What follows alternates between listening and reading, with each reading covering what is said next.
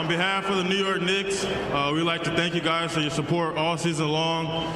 You guys truly are the best fans in the world. We're going to work hard this summer. We're going to come back next year better. Thank you. Go Knicks. Knicks family, what's poppin'? It's your boy. And we just seen the New York Knicks lose to the Detroit Pistons. Not just lose, they got pounded by the Detroit Pistons. But you know what? You just heard Kevin Knox. We're going to go into the offseason. We're going to get stronger, come back better. So let's rock. Let's talk about it.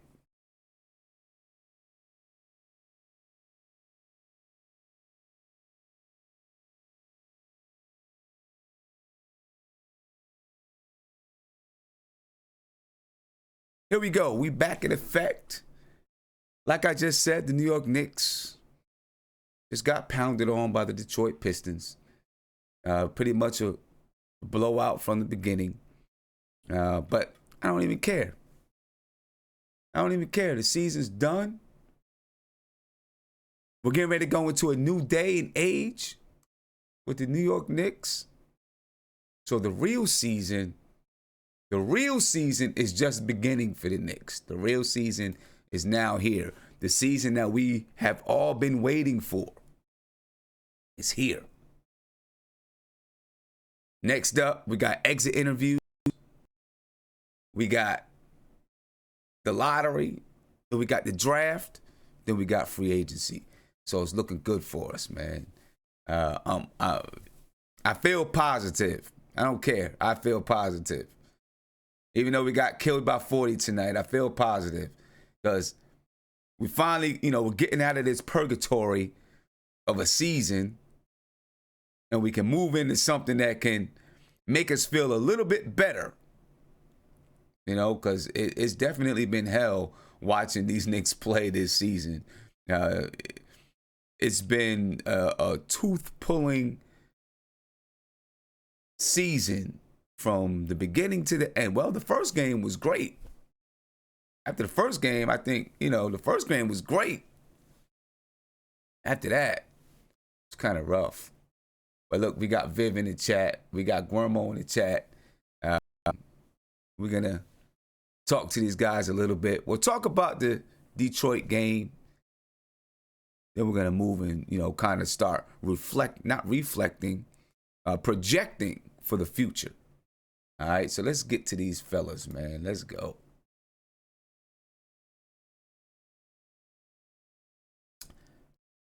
What's going on? We got Viv. I'm going to unmute everybody. We got Viv, Isaiah, Guermo just jumped in. Yo. Just jumped in. It's been in. Let me get my headphones on. And all right, fellas, what's popping? No, man, end of the season. Let's Good, Viv. Good, Guermo. let's get out of here, man. This is bad. I guess the real question is how much of the game did everyone actually watch? If you watch more than 20 minutes, then yeah, I feel bad for you. Yeah, I just got home from work, so I was not checking it out. I got it. I'm not going. I watched the game. I watched most of it. I actually fell asleep because I had to get up really, really early this morning, so I fell asleep. And then I woke up and the game was on. When I woke up, Charlotte and Orlando was playing, and I said, "Oh my gosh, it's already 8 o'clock!" And so I switched the channel, put the Knicks on, and we were already down double digits when the Knicks when I switched to the Knicks. Yo, Sim, can I be honest with you, Sim? Yeah, go ahead. What's up? Man, listen, I was watching. I'm just recapping Game of Thrones before the new season started, and I was going back and forth. I was watching this game blown out, so I'm like, man, let me finish season 3 of Game of Thrones right now, man, because that was just basically like they just wanted to get the hell out of there. Well, I rode out to the end. I just rode out to the end. You know what I mean? Nah, Yeah, ride or die I like think that. I think what happened, I remember the second quarter, they were down like 12. And then literally, I think I went to like pick up my laundry, and all of a sudden they're down, I think like 20 something. Was that the second quarter? Whatever it was. Literally, I think like in a 5-minute stretch, they were down like 20 something. Yeah. And I think that just kind of defines the Knicks season for you, right? If you stay away for like 5 minutes, they all of a sudden they might double their deficit. Yeah. It's crazy. It's just scary that like this team, I'm a big baseball fan, so I've had it where in seasons, like 2008, the Mets needed one game to get in, and literally the Florida Marlins weren't going to get in, and they stopped us from getting in the last day. Tom Glavine gave I don't know how many runs, and it's like they were playing for something. Like there was a pride to it. Like, all right, we're not getting the playoffs. We suck, but we're not going to let you get in the playoffs. Like that's going to be our calling card or like our badge of honor or whatever for the season, lost season. I mean, for us to lose by this much with Blake Griffin not even playing, I mean, Mark is talking about Luke Kennard, kill us. And at first I was like, it's a last season game or last game of the season, whatever. But in my head, I'm like, Luke Kennard, this Knicks team, they really just, there's no desire. Like, you know what I mean? Like, maybe they all feel they're not going to be here next year, the majority of them. But, like, even if, like, you should just go out swinging. Like, just go out swinging and say, look, we stopped the Pistons from getting in. That's our badge for the season. That's what we could at least say, hey, we're proud about, about something, even if we might not be here. And, it's not just the Knicks, Sim. It's like, how much these guys really want to be NBA players. Not all of them, obviously, but the Moutiers, I know Moutier's young, all these kids, but like, where's your desire? You know what I mean? Like I said, when he did that thing with D Wade, that's a wake up call. Like, bro, you don't deserve to touch my jersey. Like, get in your head. You're not good. Your team is not good. So, like, are you a fan of me, or like, are you trying to actually be up to my level as a baller? And I mean, this game, it says it all. Luke Kennard, 29 points. I mean, come on, bro. Well, let me ask you this. They said in the telecast that David Fizdale said to the team, over the last 7 games, he said, these are our playoffs. Let's go out and try to win. Salesman? Let's go out and try to win. Well, he said it to the team. Let's go out and try to win 4 of the next 7, win the series. They won 3. They lost game 7 in blowout fashion. Now, I am going to look at it like this. The Knicks were much more desperate. I mean, the Pistons were much more desperate than the Knicks to win this game. Yeah. Right? And that desperation brings something. It brings a different type of intensity. The Pistons are clearly in playoff mode, playing at a playoff intense level. The Knicks obviously are not. That. But Sim, what is like? This is what I'm getting mad about, right?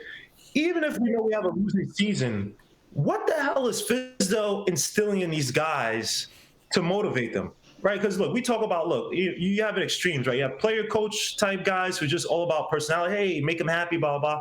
Then you have guys like George Karl who all X's and O's. I don't really care to be your friend. Just do this and do that, and we'll succeed. Like, I'm confused because I don't see the X's and O's. I didn't see it for the most part this season. And I don't see these guys wild up getting ready to run through a wall for Fizdale. So what the hell? And I said, we're tanking. I can't say for sure, obviously. None of us can. The only thing that I can say is what they said on the telecast. What they did say on the telecast is that all of the players say, yeah, Fizdale says this to the media, but when we're in film sessions, he's very strict. He points you out personally. He's not general. It doesn't show on the floor. Right? He's not general in saying we as a team have to do this. He says, Kevin Knox, you got to get on the boards. Mitchell Robinson, you got to do this. Damian Dotson, you have to do this. He calls them out personally. At least this is what's said on the telecast. And I can only go by that. Let's hope. I mean, you're probably right. I mean, let's hope that some of those things did hit home. I will say this. Isaiah said it doesn't show on the floor. I will say this, and this is from coaching young kids. It takes you saying things over and over and over, time and time again, practicing the same thing over and over and over. I have my AAU team, and I've had most of these girls since they were in the 9th or 10th grade, and still I have to hammer home. You pass the ball in one of our motion type sets. You pass, you cut, away from the ball. You pass, you cut, you go away from the ball, fill the spot. Pass, cut, go away from the ball, fill the spot. Because if you don't do that, then in this particular set, everything stalls. As soon as one person doesn't cut, everything stalls because nobody else can move because it's predicated on that person cutting. That's a funny thing you mentioned, right? And so because you emphasizing cutting on the coaching level. The Knicks don't cut, period. That's like the funniest thing. Right, but what I'm saying is sometimes I'm dealing with teenagers.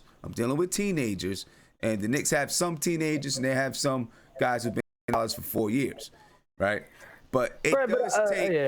No, you know what? That's garbage. Sorry, Sim. Just to get on Mark real quick. Can I just say something real quick? Vivek brought up some episodes ago. The Knicks run off-ball movement is 4.8% or some, and it's the lowest in the NBA. Yeah. People sit here and say we don't have the players, but Sim, we've talked about this. When you don't have the players, that's when you install a system. True. When people go watch the majority of Knicks games, right? It'll be on one side of the court. The point guard will be on one side of the court, right? Literally look and observe the three guys on the other side of the court and tell me how much movement you see. That's true. But all I'm saying is that a player? Is that because the players don't know how to cut or whatever, or is that because of instruction? Well, it can be both, because I can tell you this: we go over and we drill it time after time after time, and I know I'm dealing with high school players time after time after time. But when you get on the floor, under the whistle, under the lights, for some reason, everything changes, and we're dealing with a lot of young guys on this team. I'm gonna hold off. I know that I have a lot of things with Fizdale that I would have liked to have seen done, just as far as installing and putting in some structure and accountability. But I can't speak on what's going on inside the locker room. I can't speak on what's being said to them individually as players. I can't speak on that at all. I can only speak on what I see. So I'm going to reserve judgment. I feel you, Sim, and I'm not disagreeing on the player thing, right? But like Mark, and I'm not disagreeing with Mark at all. Like, I'm not disagreeing with Mark too much, but I'm looking at certain players. Like, we get on Knox, right? And I understand Knox is just his head might be in a fog, like he's a young kid, but literally all they ran for him at Kentucky was off ball for him. Go watch his Kentucky tape. A lot of it is him coming off curls, scoop, and hitting shots. So, same thing with Dotson. Dotson's probably the only guy that you've seen it consistently where he plays that off ball, right? But it's like, I just can't go and say that I don't know how many guys on the bench, was it 15 guys or whatever, that all 15 guys do not know how to play off the ball for this team, or something that's not just predicated on a point guard just dribbling heavy and just trying to serve up the ball outside of maybe say, Moutier and DSJ. Those are two guys who's like it's programmed into them. But outside of that, everyone else is ineffective because the ball's not getting to them, or because they don't have the ball in their hand. Like, I'm just confused. I can't just say it's just our players, man, because I feel like you take some of these players and put them in a better system, they're going to put maybe not getting 50 wins or 40 wins, but you're going to see better production from them. Hazonia, look what happened with Hazonia. And I understand it doesn't go to my point about off ball, but Hazonia looks like a far different player from how he was used early on this season. Right. It's like, or does it have to do with point guard play as well? Because there's only so much that the coach can do from the sideline. Right? I think does it have to do with point guard play as well? Because sometimes your point guards have to be the one to make it happen on the floor. I'm just saying, I'm going to reserve judgment. Let's see what happens. If we get some more experienced, more talented ball players, because I can tell you from experience, just from this weekend alone, right? 2 of my starters were out in the first game. We scored 14 points. All right. Towards the end of our tournament, now this may not sound like a lot of points to everyone else out there, but towards the end of our tournament, we were scoring 45, 43 points. Now, this is with a 15-minute running clock. We scored 45 points, right? Why is that? Because we got our starting point guard back. and another starter back on the floor, it made the world of difference because we had one guard, she's a senior, right? And still, through all the years, she's played varsity basketball for 4 years. High school basketball for 4 years. And still, she gets the ball. She zooms up the court. She's had coaching from several different coaches. She zooms up the court without even knowing where she's going, right? So she had to be one of our lead guards earlier in the tournament.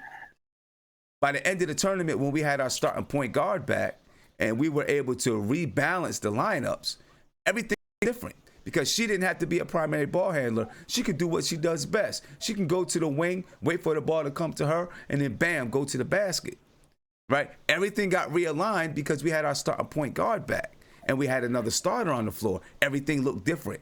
We went from scoring 14 points to 45 points. Now, Sim, it makes a lot of difference. Sim, let me ask this, right? The second worst team in the league, right? They're the Suns, right? Mm-hmm. Would you say the Suns probably had no point guard on their team, right? I mean, for the most part, I don't think there are any point guards. They had no point guard. If they had no point guards, you want to know how many assists they averaged per game this year? Mm-hmm. They averaged 23.9 assists a game. That's embarrassing. That's embarrassing for the league. Knicks. The Knicks average, they just cracked 20, like 10 games ago or whatever. So they're at 20 flat. They're dead last. Right. Now Phoenix only averages 3 more points a game. Yeah, but they also have a guard that's head and shoulders better than any guard that we have. No, I mean that's fair. So, that's a fair point. They do have a guard, but again, the point is that the second worst team and their only main person is Booker and pretty much a bunch of kids. Well, I mean, they figured out something that they can average 24 assists a game without actually having a real point guard. Devin Booker's not a real point guard. Hey, Sim, can I say something, Sim? Yeah, I mean, I'm just saying, I'm not burying Fizdale. Oh, I know that there are things that I didn't like, but I'm not burying them. I'm gonna wait. Here's the thing. We gotta wait and see. We gotta wait and see because I mean, it is evident. It is evident. Look at the Pistons. The Pistons are not a great team, right? We were out there with. I mean, look who we were out there on the floor with. Reggie Jackson, Kennard. I'm talking about. Yeah, but I mean, those three players are probably more talented than. But I'm saying, as the New York Knicks, look who we were on the floor with tonight. And the Pistons are not a great team. Look what talent we put on the floor tonight. I mean, we gotta look at that. Hey, Mark, what's popping, man? Oh, I told you Detroit was gonna smack us. They just always do. It's just pathetic.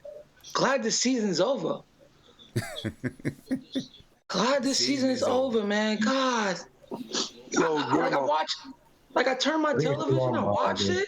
All I seen was Luke Cornett putting up threes, and I'm like, there's nobody guarding him. We still off mute. Hey, Mark, what's popping, man? Yeah, I don't know who got it playing in the background. Oh, what? My bad. Let me get my TV. My bad. Go ahead. Yeah. Now, what you saying now? Yeah. So, I'm restless. Go ahead, say what you were saying. Yeah, I knew Detroit was going to do us in, and plus they had Andre. He's better than anybody on our team. And Mitch can't handle him. It's too much of a load. So, hey, listen, you know what? Let me tell you something. And he's a double machine regardless. I didn't even know that Andre Drummond was only 25 years old. Yo, he still don't know how to play basketball. He still don't know how to play basketball. Years old, man. It seems like he's been in the league forever. He's only 25 years old. He still don't know how to play basketball. Yeah, that's crazy. I didn't realize that until I heard that tonight. And he came in at 18, I believe. Yeah, it was 18. He came in young. But the Knicks got pounded by the Detroit Pistons tonight. They lost 115-89. It's not a good game by the New York Knicks. Mark is still live. Vic is still live. I'm going to run over the scores right quick. It was, for the most part, pretty much pathetic. Right? Yeah. It pretty much was.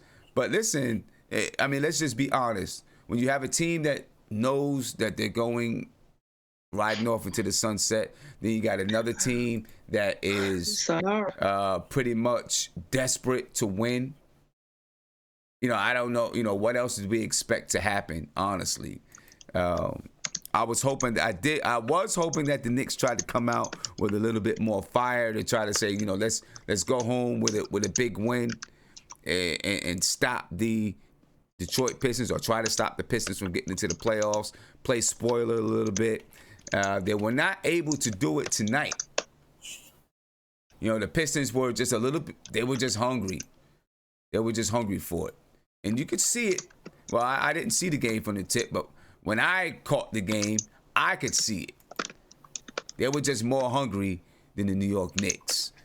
Tonight, They're still more talented. And Charlotte was going to get into the playoffs regardless. More talent. Well, yeah, they were gonna, well, it depended. If the Pistons would have lost and the Hornets would have won, they wouldn't have been into the playoffs. And if I'm the coach of the Pistons, if I'm the coach of the Hornets, you're going to play hard. I would have blocked off any score so that they could not see this score of the game any place, right? And say, block the other game out your head. Let's just go out and win. That would have been my philosophy, so that you couldn't see what else was going on. But the Pistons played like they knew that they needed this win and wanted this win. They're in the playoffs. All right, so big. I guess I could say shout out to the Pistons. Tonight, Kevin Knox, who's been playing well. Tonight he had 9 points. He was 25% from the field. 7 rebounds, 1 assist, 3 turnovers tonight.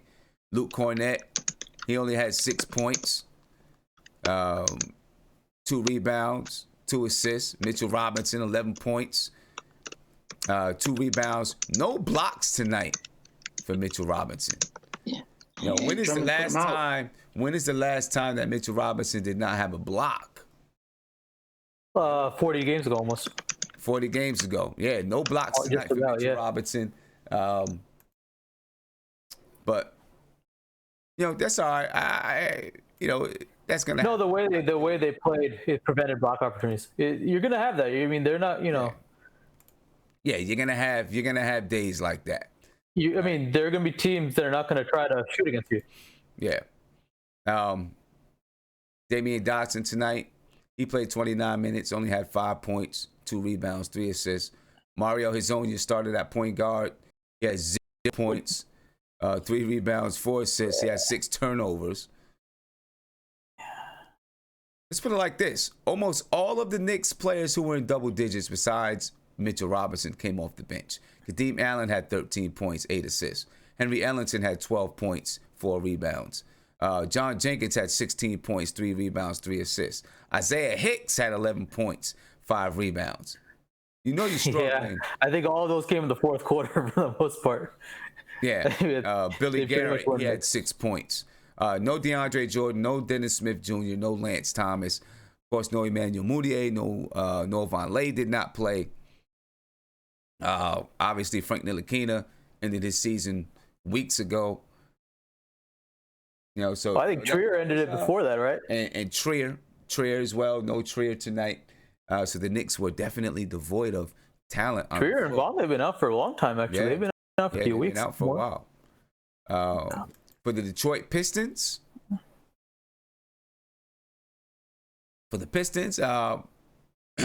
Bruce Bowen had 6 points, 4 rebounds. Thon Maker, 2 points, 4 rebounds. Andre Drummond, he had 20 points, 18 rebounds, 3 assists. He also had 5 turnovers and 1 missed dunk.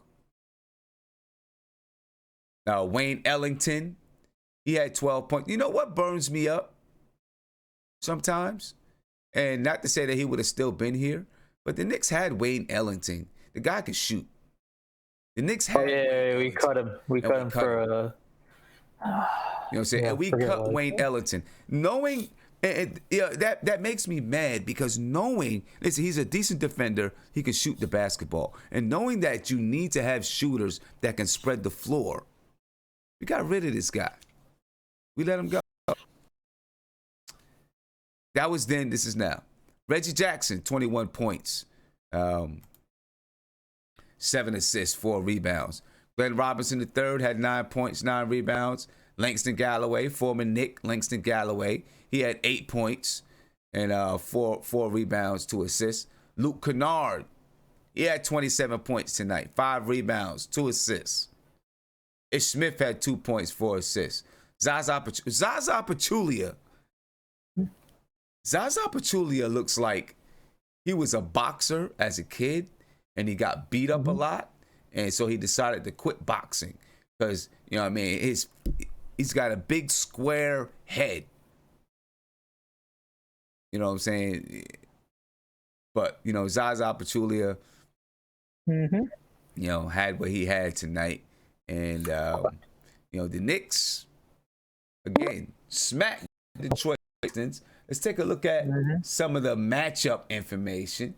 The Knicks were down 36-22 by the end of the first quarter.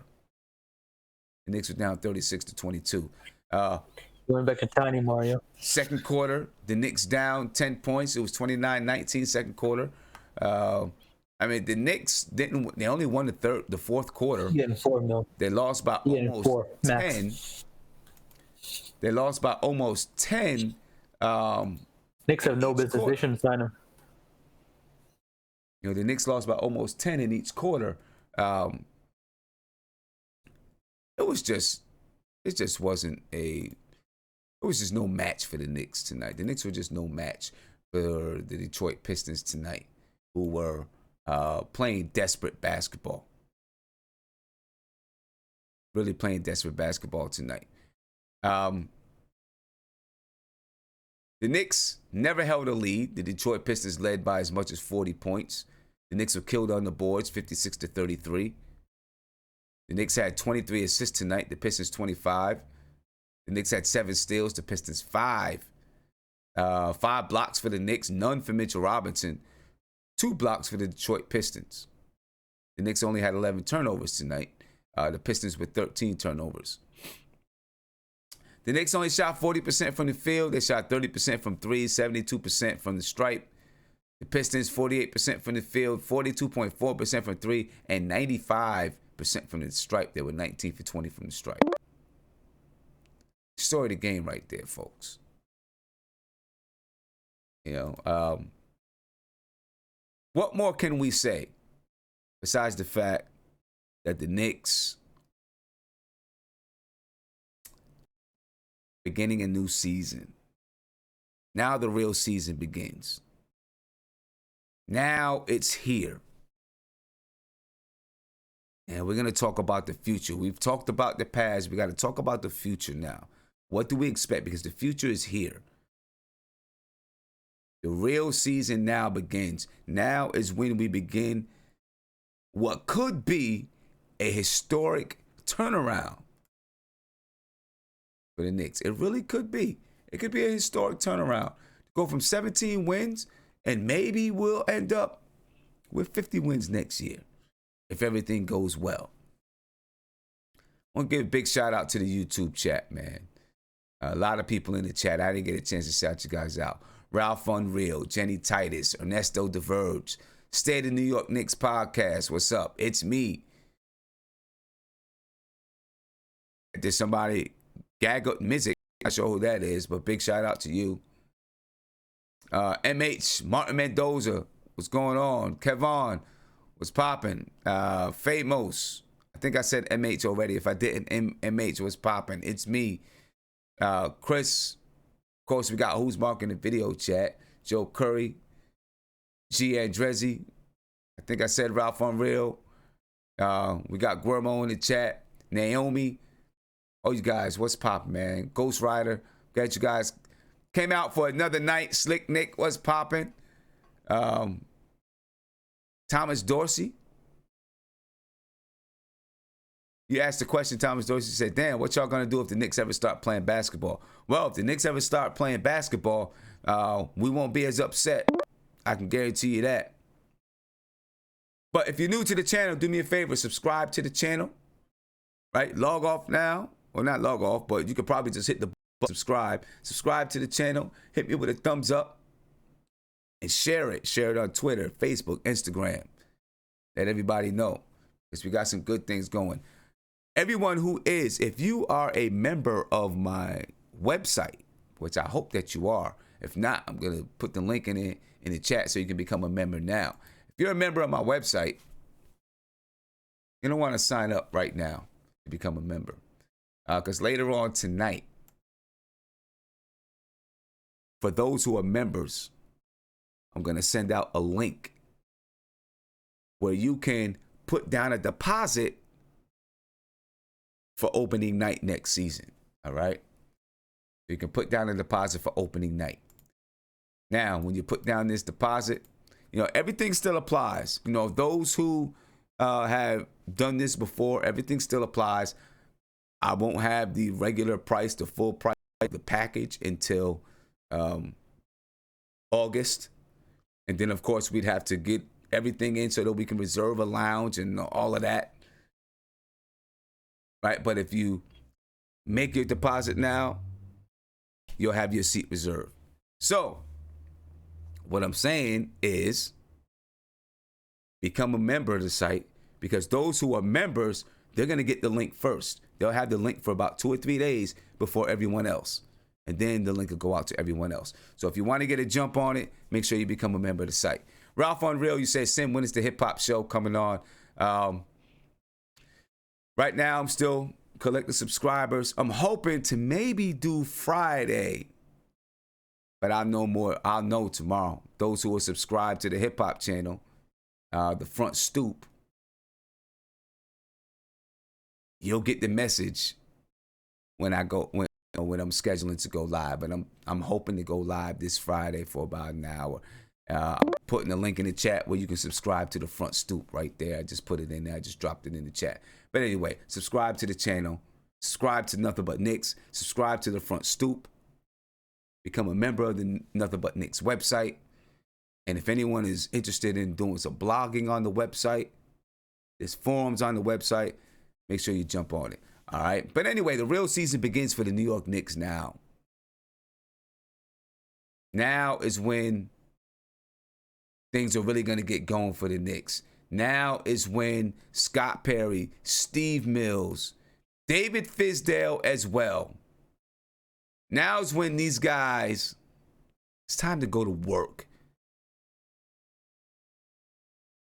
It's time to scout. It's time to evaluate. It's time to set up developmental plans. And we're going to have an episode based on that's totally based on what the Knicks need to do to move forward. Right? We'll talk about it a little bit tonight. We'll have a little scuttlebutt tonight, but we're going to have an episode based on just that. All right? But it is time to make this thing happen for real. All these other high-profile teams, the Los Angeles Lakers, having this drama within their organization. For once, the Knicks are not having that. All right? Okay, we made some trades. We made some moves with Kristaps Porzingis being traded off. I hope everything works out with his court case. I hope that whole situation goes.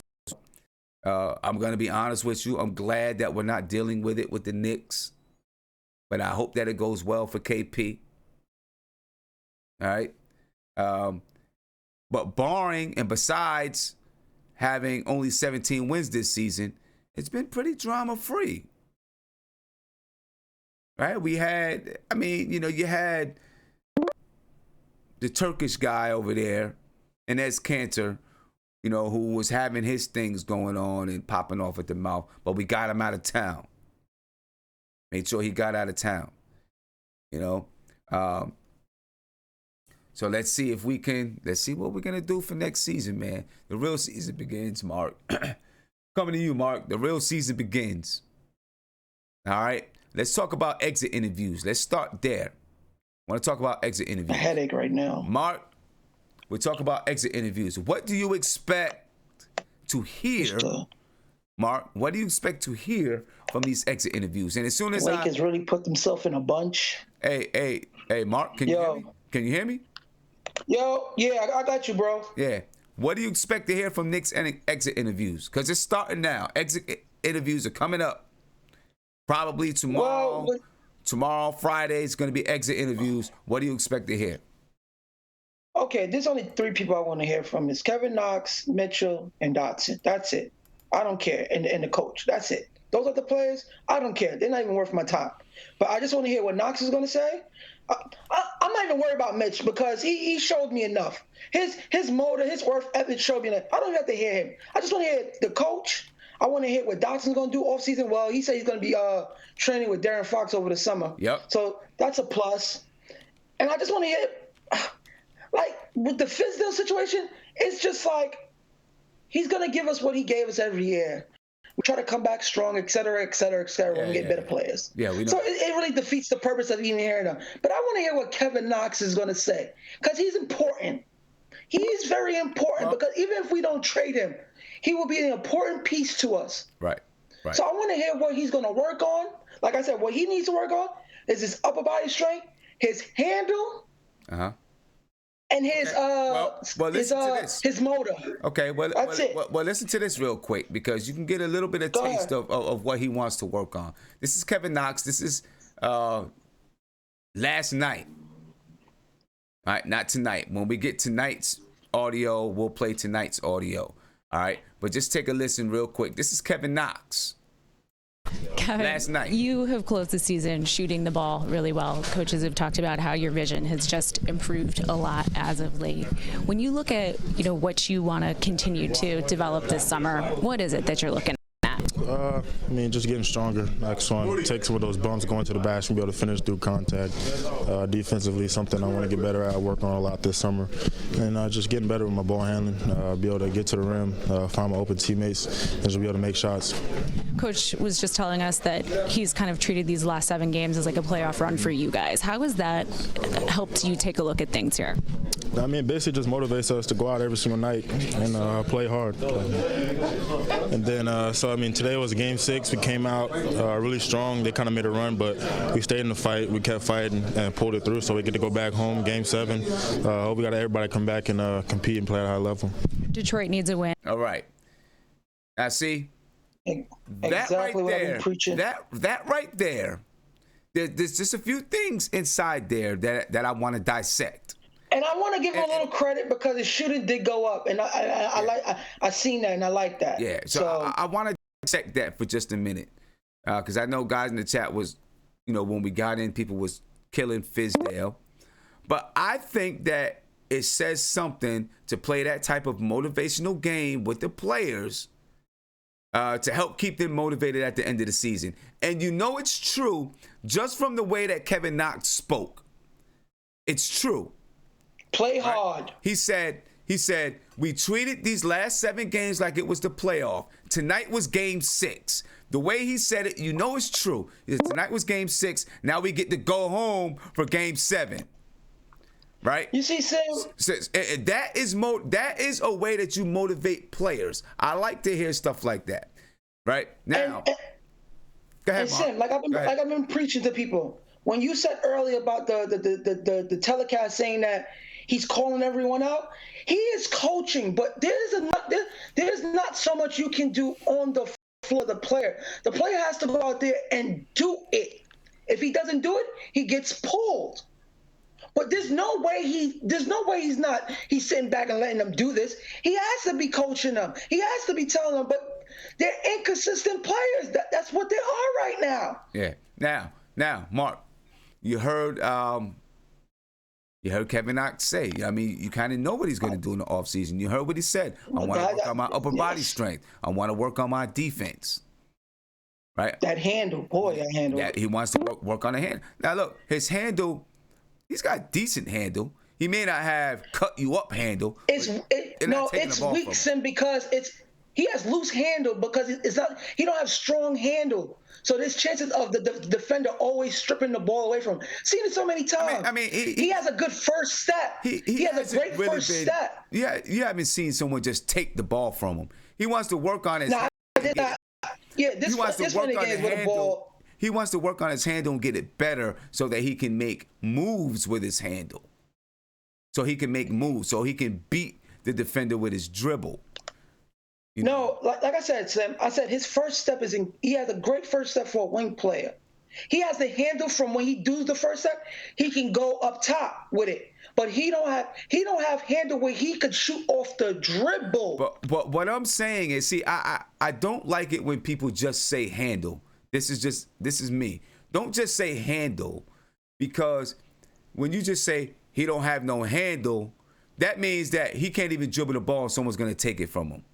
Right? Nah, because when I was growing up, I didn't have handle.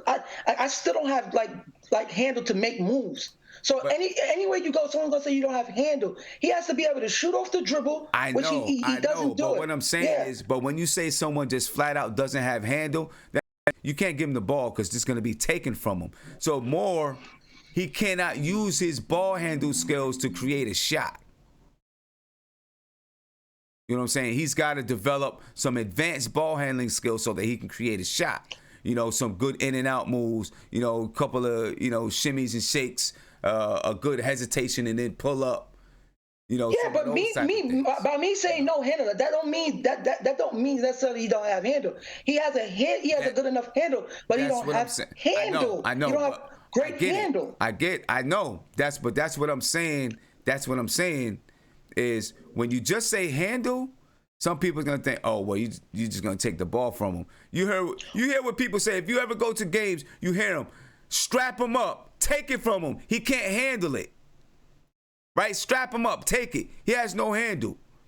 That's really, his handle can get better where he can create a shot with his handle. You know, basically, you know, he can dribble the ball, go between his legs. Yeah, so in that case, when I'm talking to a baller, right?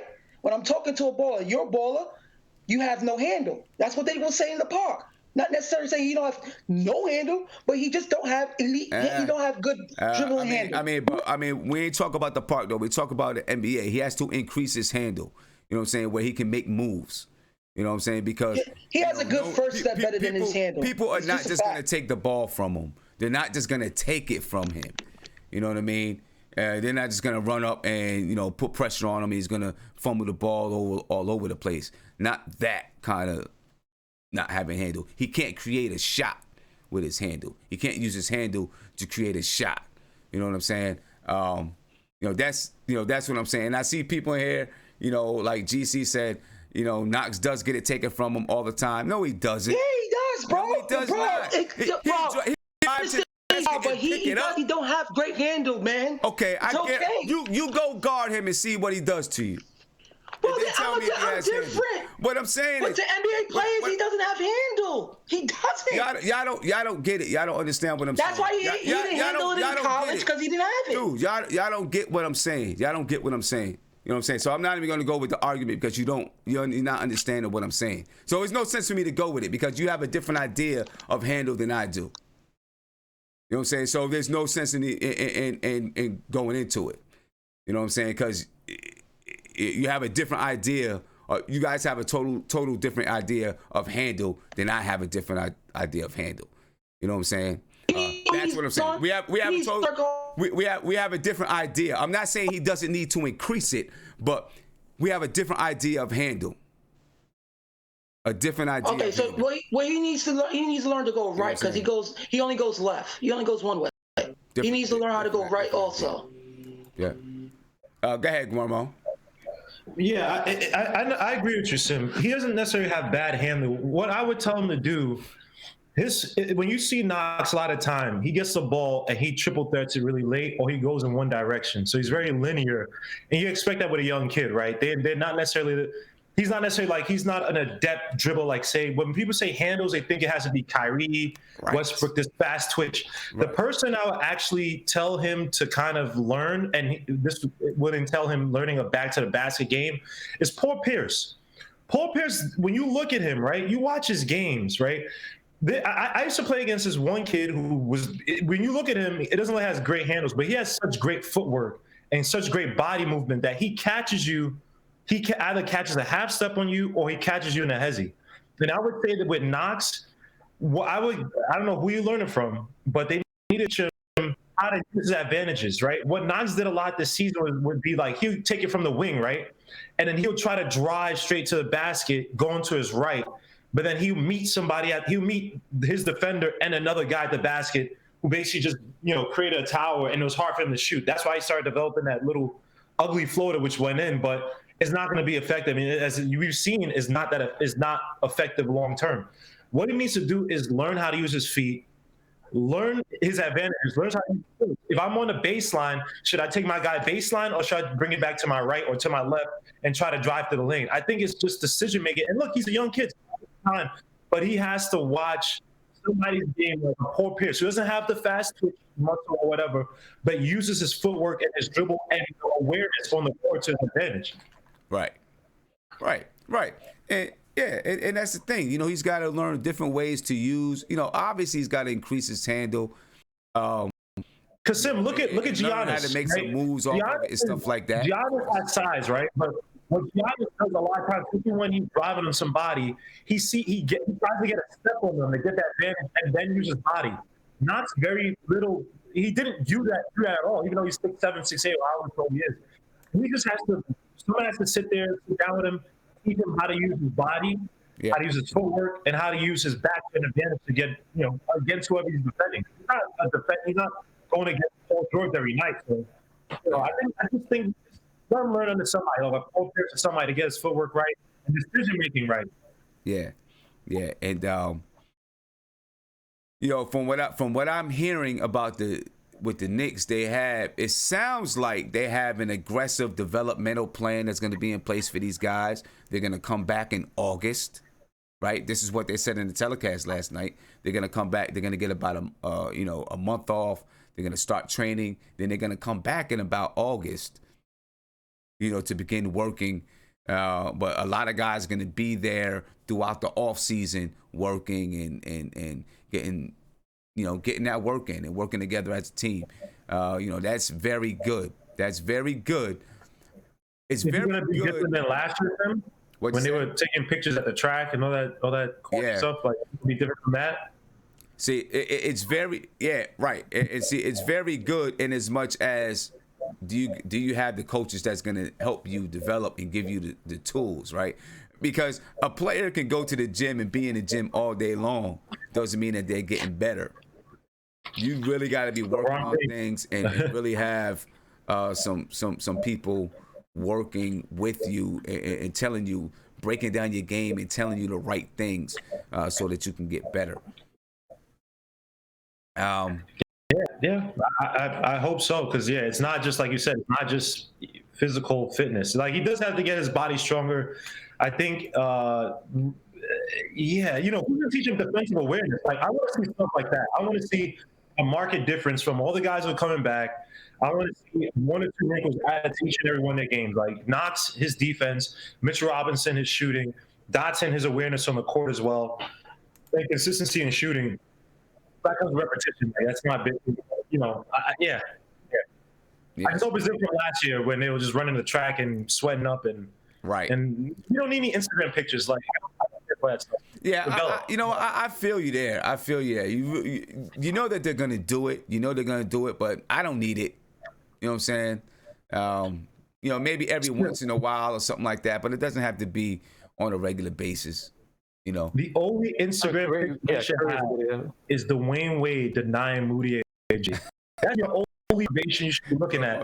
All that stuff about Cantor, that stuff did not do diddly squat for Cantor.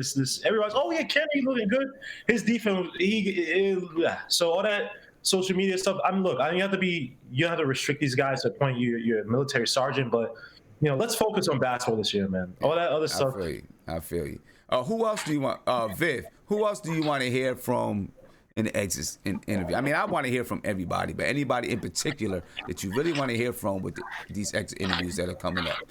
And what do you want to hear from them? I mean, obviously, we're going to hear from the front office and the coaching staff. That's obviously, step 1, step 2.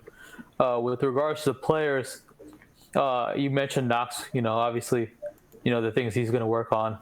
I'm curious to hear just from just about everyone that they, I want to hear from Knox, Mitchell Robinson. I want to hear from Frank, from from Dot. I want to hear from Dennis Smith Jr. in particular. I think I want to hear what the plan is for him. I want to see what the coaching staff in the front office will tell these players of what their goals are. And I think with Knox, just to step back for a moment, I think the way that they need, like Knox, obviously, I think a lot of these things that he has to work on. The first thing that he has to work on is building strength, just like every single rookie. And it has to be a combination of your lower body and upper body strength, and it has to be done in a way that you develop strength and you can also prevent injuries. So I trust Fizdale and the staff in the sense to kind of develop that plan, and it will be centered around not just like workouts per se, but also nutrition. So I'm very curious to see how year 2 of the whole nutrition plan will come into fruition. Yeah. Go ahead. I was gonna say, how do we get? And Guillermo, you're still live. How do we get these young guys? No, you didn't make any noise. I was just letting you know in case you wanted to comment. How do we get these young guys to understand nutrition? I mean, just re-emphasis. I think. DeAndre Jordan, for example, is a vegan. Yeah. So they've been.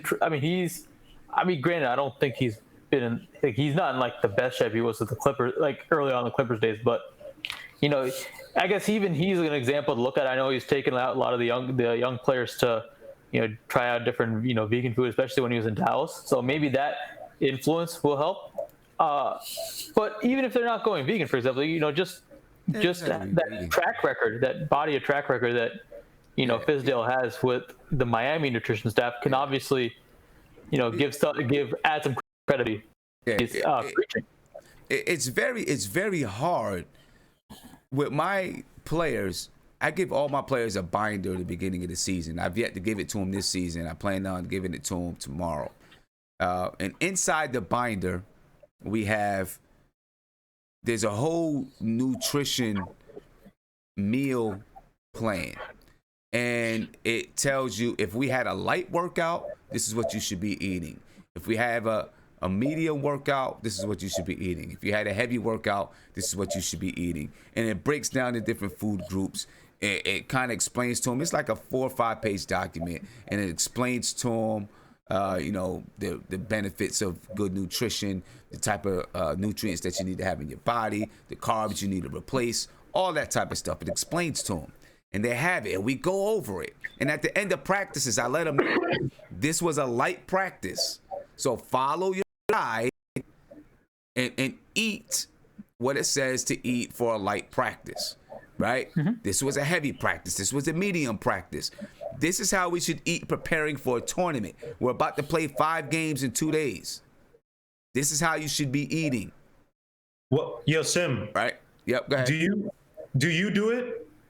Do I do it? I do it as much as I can. I don't always do it. I'm not going to lie. But when I'm with the team, but hold up. But when I'm with the team, I do it. Right. So they don't know what I do outside of it. No. I'm not even getting on you. What I was going to ask was that like what Pat Riley does, right? And I'm not sure if he's being with a bit. All those guys down there in the heat, there's a lifestyle, there's a culture. Yeah. Right. You have to instill the culture. So what I'm trying to say is that since there's no real culture with the Knicks, Fizdale has to take that leap and make it so that there are penalties for not being in a certain shape.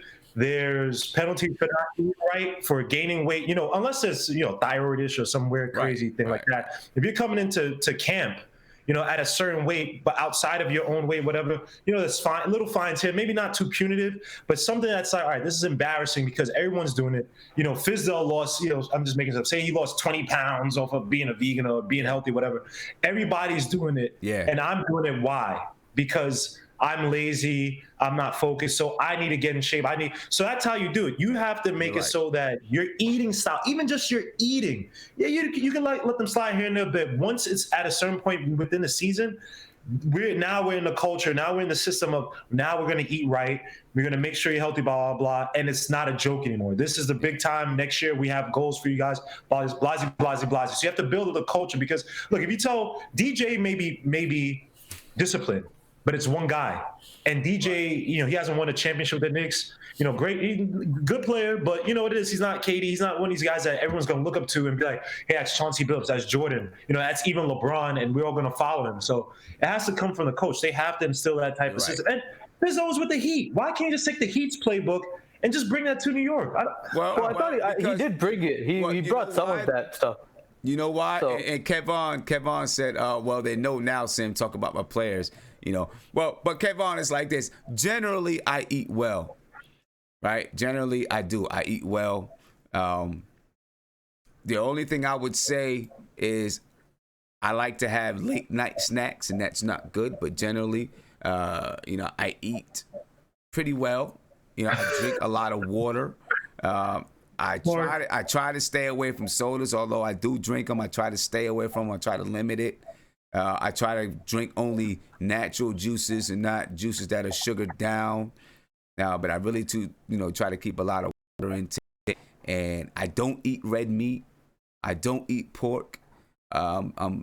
Chicken and turkey and fish. I eat a lot of rice and vegetables. That's my basic diet. My problem is that I like to have snacks, and it's not always the best snacks.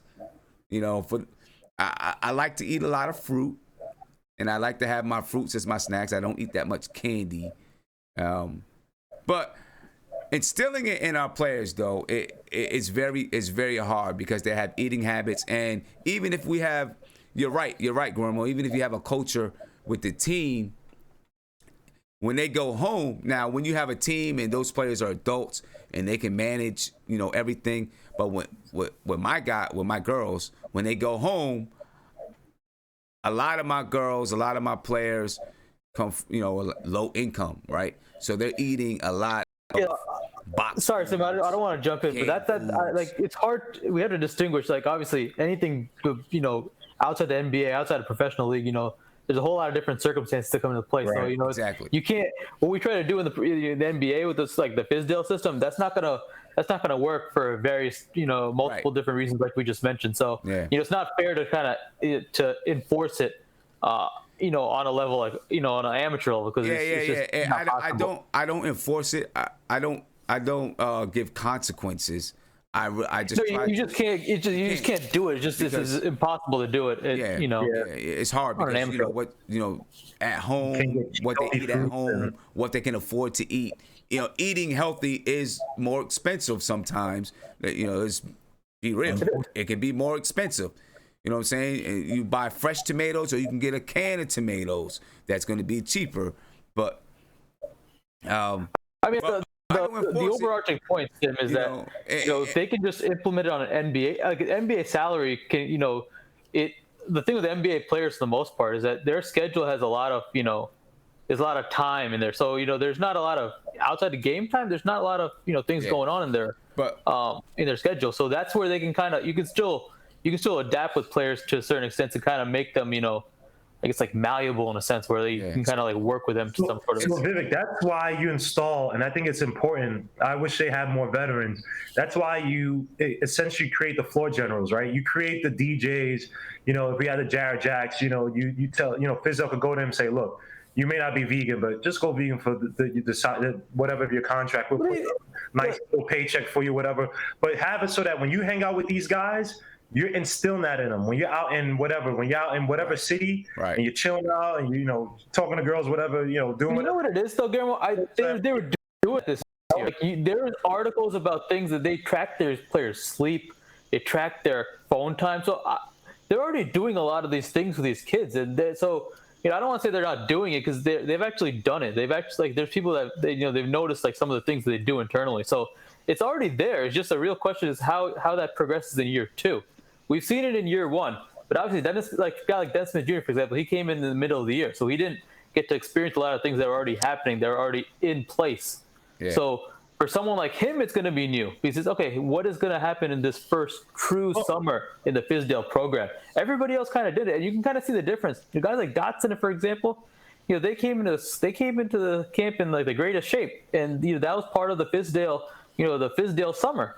So they've done it. It's just a real question. How does that next step happen in year 2? And we'll was find out. there anybody besides Moutier that looked out of shape this season? If you think about it, No, Really.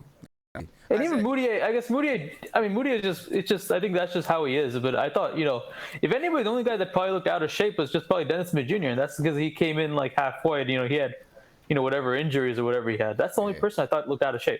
Isaiah, go ahead, Isaiah. Hey, what's going on, son? First and foremost, shout out to the snacks. I like food snacks. I just like food snacks. I'm not gonna lie to you. Food snacks like the hardest thing I gotta give up. But I'm with you, man. I don't even really eat red meat like that. I told you I'm on this water journey, and then I just eat chicken and I do turkey. I don't know what you're talking about. Yeah, he's funny. But I know this whole week, this week I'm not eating meat, so. I'm just eating like seafood and like vegetables and stuff. I'm going heavy on the vegetables and stuff. But regardless of I can't. It was crazy. Yeah, man. But what I'm getting at, that Isaiah, is that it's very hard, because even though I give these things to my players, it's very hard to break some of the habits that they have when you have limited time with them. That's young players. And young players, they want McDonald's, they want junk.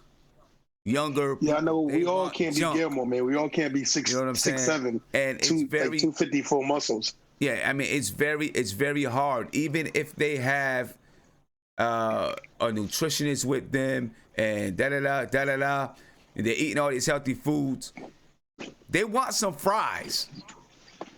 You know what I'm saying? And you can't really stop them from going out and getting some fries or whatever it is. So, it's very hard, but hopefully, we can, the Knicks will be able to instill that in them. But go ahead, Isaiah, man. Oh, and so, the seafood, man, I eat fish. I like salmon. I don't eat lobster. I don't eat crab. I don't eat shrimp. I used to eat shrimp. I don't eat it anymore. I don't eat anything that crawls on the ground. Yeah, man. I like this whole week. Like I don't eat anything that crawls on the floor to sea. Part of that is due to some things that I studied growing up. But go ahead. Hey man, look, that shrimp is hard to give up, but I did just decide to no meat. But we'll see what's going on this summer with some of these players. Like a lot of these players won't be here, so we'll see what's going on with how they doing, man. When it comes to them working out and all that, right? And we'll see. Like I said, I think a lot of the players got the idea besides Moutier, and a lot of the players came in, so we'll see, man. We'll see. Yeah, we'll see. Anybody that you really want to hear from in these exit interviews? I really want to hear from. I want to hear from Kevin Knox. I agree with Mark before about Mitchell Robinson. I kind of know what Mitchell Robinson's going to do. You kind of heard what Dotson's going to do. He's going to go to California and hang out with Darren Fox. I know Frank said he's going to try to play for the national team this year. I know he said he's wanted to do that. I don't think he is. I think he's staying. I think he's staying in the States. Yeah, he might do that. You know what I'm really curious about? I'm curious about David Fizdale's exit interview. And I hope he doesn't give the typical response that we all think he's going to do. I want to see him acknowledge, I made some mistakes. There's certain things I should have done. Like, I would like for him to, I know he's not probably going to say it, but I would like for him to say, I wish I would have put a system in a little earlier rather than let the kids play. Not in that way, but I know he can say it in a certain way that indicates that he should have put a system in rather than just let them play. But I would like to see him say that rather than, say the generic stuff like, we got to play better, we got to get, smarter players and all this other stuff. But, I like to see David Fizdale and see what he says and see, just certain things that he admits and, the mistakes he made. I'm not really. Scott Perry and Steve Mills going to say the generic stuff because they're not going to say stuff until July 1st that we really want to hear, or during the draft. So yeah. So it's I'm more curious about what David Fizdale said. Okay. Who was it? I just seen something I wanted to quote to you in the chat.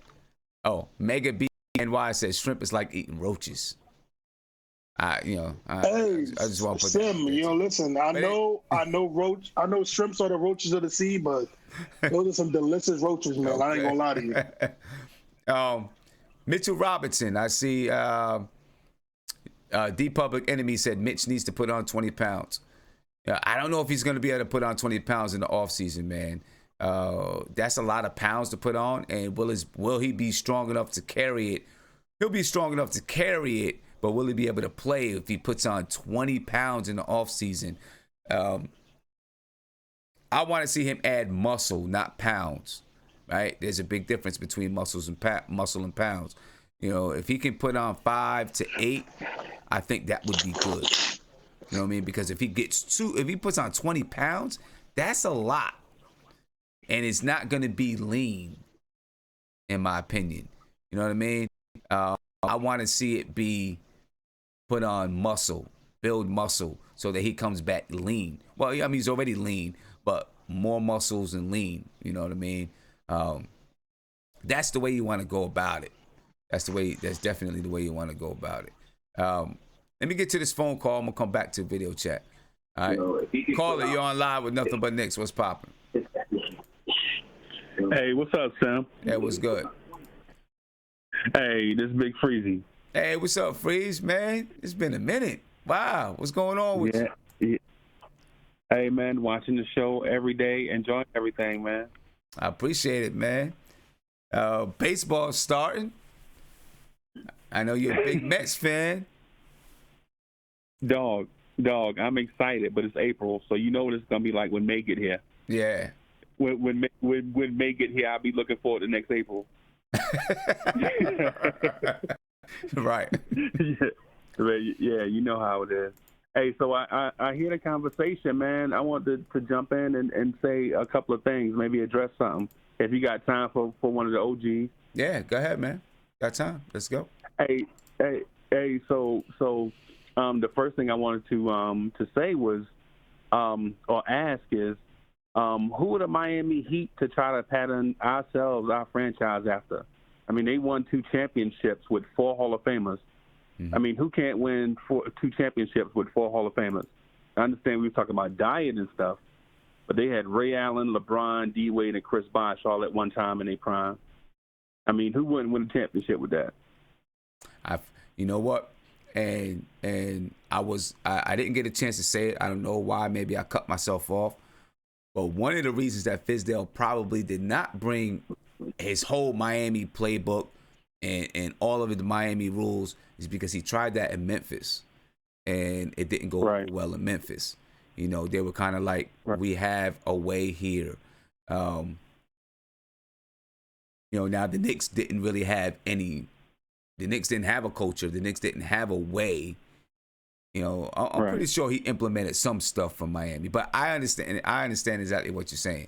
But they do have a good culture of Miami. Does have a great culture of preparing their players to be physically fit and all that kind of stuff. You know what I'm saying? Right. From day one, they take their guys, the young guys, whether it's a first round pick or unsigned guy, and they develop them from day one into a role. So I get that part, but what I was getting at was the whole thing with comparing like the Heat in their prime to where we are right now just didn't seem fair to the young players that we got. That's all I'm saying about that. I feel you. So. Yeah. But hey, so I heard you say the other day we were talking you were talking about if the Knicks get the number 2 pick, who you would take. Mm-hmm. Yeah, I would.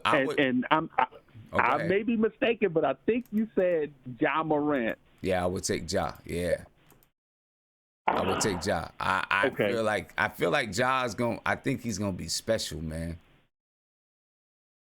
I feel like he's gonna be special. That's who I would take with the number 2 pick. Who would you take? All right, so I'm gonna tell you who, but I'm gonna just say this real quick. I understand where you're coming from. In terms of Ja, because it seems like he has like this innate talent of like these few little things that all of our big gaggle of point guards don't have, like the speed, explosive court vision, awareness, spatial awareness, win game situations, and things of that sort. So I understand where you're coming from there. But I would take R.J. Barrett. Okay. I have no qualms with that. And the reason why I say R.J. Barrett is not because he's the flavor of the month or whatever. I think the flavor of the month is Zion, to be honest with you. I mean, I love Zion. I love Zion, but if we pick two, we can't get him. But R.J. Barrett is a shot maker. And if you watch the last 3 Knicks games, you notice that we don't have a shot maker, shot creator for, one person that'll go get buckets. When defense is pressed up on Alonzo, on Trier, you notice his game disappeared. But a cat like R.J. Barrett that's been killing it since 9th grade against these guys, lottery picks from 2 years ago, lottery picks from last year, this year, next year, the dude has not failed to show up in any of those events. The dude is a proven, bona fide shot getter. And I think if we, get too cute with the number 2 pick and say pick a guy like anybody outside of a Ja Morant or R.J. Barrett, I think we're making a mistake. Yeah. Yeah, we definitely don't want to get too cute because we don't have the draft is not that deep to try to get cute with too much. Right. It definitely isn't. Right. Yeah. And we have and the Knicks have really the Knicks have needs that are apparent. Like it's we don't have any secret needs. Like if we pick a role player from somebody's team and bring them in, that won't get us to the playoffs. We have a big dearth of or a big lack of talent at places that profile, like point guard and 2 guard and such. And if we try to say get by with Dot and Trier, or try to milk another year out of Moutier, I think we'll be back into this thing that people like, that tanking thing, And if you love the Knicks like I love the Knicks, man, you can't watch another year of the Knicks just tanking. I can't do it. I can't do it. I refuse to do it. I can't do it. I don't want to see another year of that, man. Don't want to see it at all. Right. So, yeah, man. So, and one of the things that I'm thinking is if we just pick a point guard, man, just one of the guys we got or 2 of them, and just focus on developing them instead of just this rotation, revolving door of point guards. Just pick a guy or 2 and go with them and just develop them. And then in the draft, just address another need. And I say R.J. Barrett solves on shooting guard. Okay. So, yeah. And look, if the Knicks got the 2nd pick and they got R.J. Barrett, I wouldn't be mad at all.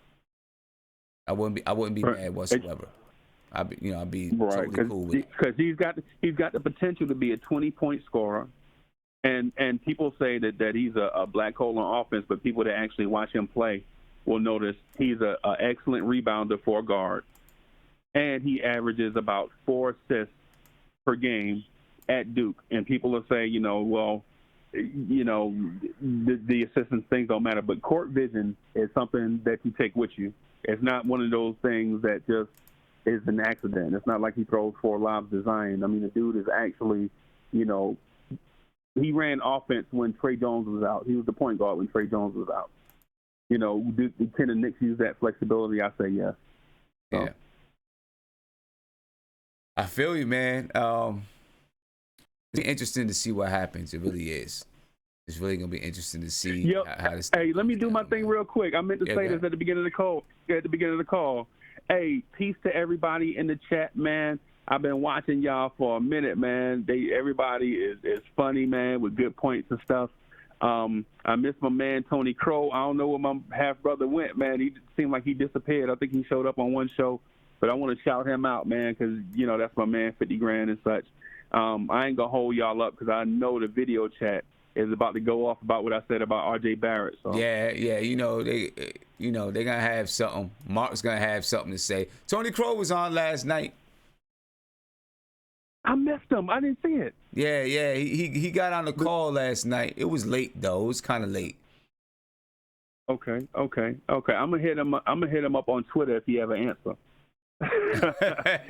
Anyway, I'm gonna run, man. Peace to everybody, man. I appreciate you my call. I appreciate you, my man. Glad to hear from you. Yeah, man. Hey, definitely this summer for sure. Yeah, this got to be the summer. Got to be the summer. Yeah, this got to be the summer, man. We can't swing and miss, man. Right, exactly. All right, brother. All right, man. Peace. All right, later. All right, talking about the summer. Let's hear Kevin Knox. You know, Kevin Knox has some ideas about this summer and you know what he plans to do for the summer. Let's take a listen to Kevin Knox. This summer is going to be huge. I mean, as far as every team, I mean, there's a lot of trades going on, a lot of stuff, but for other teams as well. So I'm really looking forward to see how this team reconstructs and see if it gets better. How do you feel physically? I mean, obviously you played a lot of minutes, a lot of games. I mean, how do you feel right now? Yeah, just a lot of bumps and bruises. Nothing like no serious injuries, thank God. But I mean, just a lot of bumps, bruises, a lot of nicks and knacks here and there. But I mean, like I said, it was a couple weeks. I'll be back to 100%.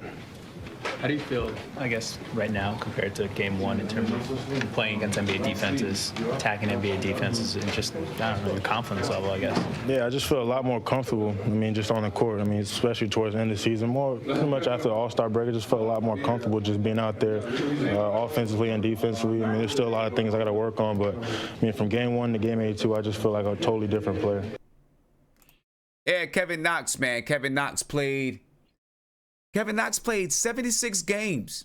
That's not bad. And he played stronger during the end of the season than he did at the beginning of the season. You know, so big shout out to Kevin Knox for that. 82 games. He played 76 games, I mean. You know, that's a lot of games. And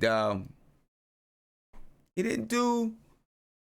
Look, he ended the season shooting what? 35% from the field, 37% from the field, 35% from three. Not bad whatsoever. Not bad. Let's get to a phone call. Caller, you on live with Nothing But Knicks. What's poppin'? Yo, Black, it's time. Shout out to the chat. What up, son? What's good with you, man? What's up? Chilling, man. Where we at on the show? Right now, we were just listening to Kevin Knox talk about, you know, the summer, talk about the season and that kind of stuff. You know, how he felt stronger. You know, he felt more comfortable at the end of the season than obviously in the beginning of the season. Yeah, for sure. His stamina, you can see his stamina definitely improved. His minutes increased tremendously, and he didn't seem to tire out.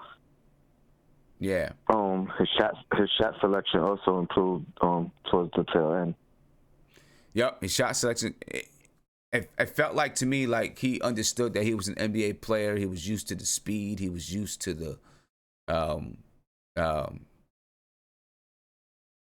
intensity, the aggression of the NBA. He was, you know, by the end of the season, he was used to that stuff, it seemed like.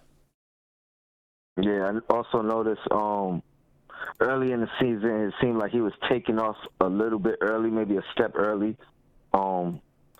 And towards the end, he started taking that one extra step, getting a little bit closer to the hoop before he takes off. Yeah. So he was finishing better and drawing more fouls. I got a question for you, son. I believe Phoenix has the opportunity to pick up a second pick. If I forget what team, if they fall out of fifth, if they get the sixth pick, it ends up going to Phoenix, sixth or higher. Is that the Lakers? You know what? I'm not sure. I haven't really looked at it like that yet, so I'm not sure. I couldn't even tell you off the top. I'm pretty sure it's the Lakers. If they get the fifth pick or better, they keep it. But would you be intrigued by if we ended up with the second pick, maybe trading down for the I mean, Phoenix could be anywhere between third and fifth for their own pick, and then potentially have the sixth pick as well. So let's say 4th and 7th. Yeah. For the second. I'm gonna say this: anything barring the first pick, I'm willing to see what kind of options is there. Because we could end up with maybe a Cam Reddish and that big from Arizona, I believe it was. The guy from Japan. Hachimura. Yeah, that dude. Yeah. I mean, that'd be a nice little two pickups for one draft. I think anywhere in granted we can't go lower than 5, but I think if we could get 2 picks within the top 7, I'd be interested in that. Okay. Yeah, like I said, I'm interested in anything that, barring that top pick, anything else that could be out there, I'm open ears. If I'm the Knicks, I'm open ears. And listen. Because there's a couple of things. My bad to cut you off. There's a couple of things I was thinking about with John Morant. I really like him. I do. But we have a bunch of guards already. I mean, even if we're just talking Frank and Dennis Smith, now we're talking a third point guard. So we're gonna have to move somebody, especially if we potentially bringing in a guard and in free agency as well. Right. So I don't know if he's such a great fit, especially if we could flip him into 2 pieces. Okay. I mean, like I said, anything, I'm open ears. You know what I'm saying? If I'm the Knicks, I'm up, and I know, people are going to say this is blasphemy, but I'm even open ears if we get the first pick. It doesn't mean that I trade it, but I'm open. My ears are open to see, okay, what kind of stuff are people talking about offering for this first pick? I'm open ears. I'm listening. You know what I mean? You got to. Yeah. In my opinion, you got to. Absolutely. Listen. I mean, a good GM is gonna look everywhere they can and listen to every offer. Listening to an offer doesn't mean anything except you're doing your due diligence. You're being a good GM. Right. So I'm definitely open ears to everything. I want to take a second, Mark. I'm going to keep you on the line. Tony, I'm going to keep you on the line. And guys who's in the video chat, I want you to, listen to this. David Fizdale is going to review his first season with the Knicks. All right. And we're going to stop it in between and talk about, some of the things that he said. All right. So I want to, I want us to listen to this, hear what David Fizdale has to say as he kind of reviews his first season with the New York Knicks. All right. If you guys on the video chat, if you guys want to see it, it is going to be, you can just check out the stream, and you'll be able to see it. But we're gonna take a second, listen to David Fizdale. I'm pretty sure he's gonna have some interesting things to say. We all know how Fizdale is. Fizdale's Fizdale. All right. But like I said, you guys will be able to hear it. If you want to see it, then you're gonna have to get on the you're gonna have to get on the stream if you want to see it. But listen up, David Fizdale. All right, guys. Coach, how would you sum up tonight's game as well as the season? No juice tonight, for sure. I think we left it all in Chicago. I was really proud of this group, though, because I issued them a challenge. It probably didn't mean much to the rest of the league, but for us, it was something. And the last 7 games, I challenged them, can we win a series? And we got down 3-1, and we pushed it to a game 7. So it was a good lesson for these guys. But it was also a good lesson for them to understand what it takes to get over the hump in the Game 7 against a team that was desperate. And credit to Case and his guys. They really came out and played the right way in a game like that. They really got after us. They didn't take it light. They didn't take it for granted. They were playing the youngest team, the last place team in the league. They came in and gave it to us and played a really hard, detailed game. And that was the thing, Coach. You were aware when they came in that they needed this game. Oh yeah. That's why I liked about it. That was somehow it all kind of shaped up to where, my little, my mock series and the 7th game ended up being, something meaningful. And like I said, credit to them. They really took it to us. Yeah, David. How relieved though are you that it's over and maybe you could move on to something else? Yeah, just excited for the summer. It's a lot of good stuff we can take from this season, especially with these young guys. The fact that Mitchell Robinson finished 2nd in blocks in the league. I mean, I don't know if anybody going into this thing most people didn't know who he was, and here he is playing 20 minutes a game, finishing 2nd in blocks. As up and down as Kevin's season was, for a 19-year-old to do some of the stuff that he did this year, I just reflected with the team. I thought it was exceptional. He's one of 6 teenagers to hit over 100 threes. He made the all-rookie game. He's rookie of the month. He had he had a stat line that only LeBron had, as a rookie. So stuff like that were really big positives. And the fact that Zoe came in here and earned a roster spot as a two-way guy was that's something to marvel at. And so, we're really excited about the future in the summer. We got a big summer ahead of us, a lot of hard work that we got to put in, but I think these young guys are going to be ready to make another big jump. Now, see, that's right there. Those are some things that I really do agree with that Fizdale just said. Tony, you still with me? Yeah, I'm here. Yeah. What he talked about Mitchell Robinson, talked about Kevin Knox, talked about Alonzo Trier. Mitchell Robinson, I just seen in the chat just a little earlier where someone asked, who would you have picked with the 9th pick? Knox, Trier, or Mitchell Robinson with what we know today? Most people would have probably taken Mitchell Robinson with what we know today. Mm-hmm. Right?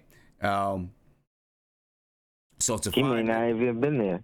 He may not even have been there, right, with what we know today. So to find Mitchell Robinson and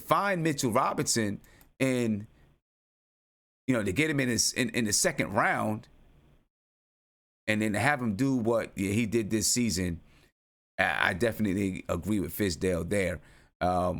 Kevin Knox, for all the struggles that he had this season, he ended up averaging about 13 points a game, about 5 rebounds a game, a little less than 5 rebounds a game.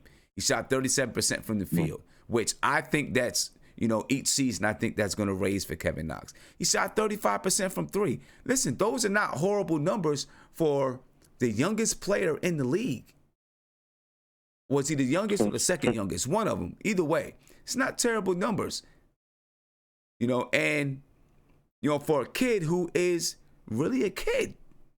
Really a kid. There's some people that come into the league 19 years old and they seem a little more mature, right? They seem a little bit older than 19. He seemed 19, maybe even 18. He's a kid. You know what I mean? What do you think? Yeah. Maybe not so much with maturity. I think he's pretty mature. Yeah, mature. Yeah, but, he is. But he's definitely a kid. You could definitely see he's learning. He doesn't have that veteran savvy.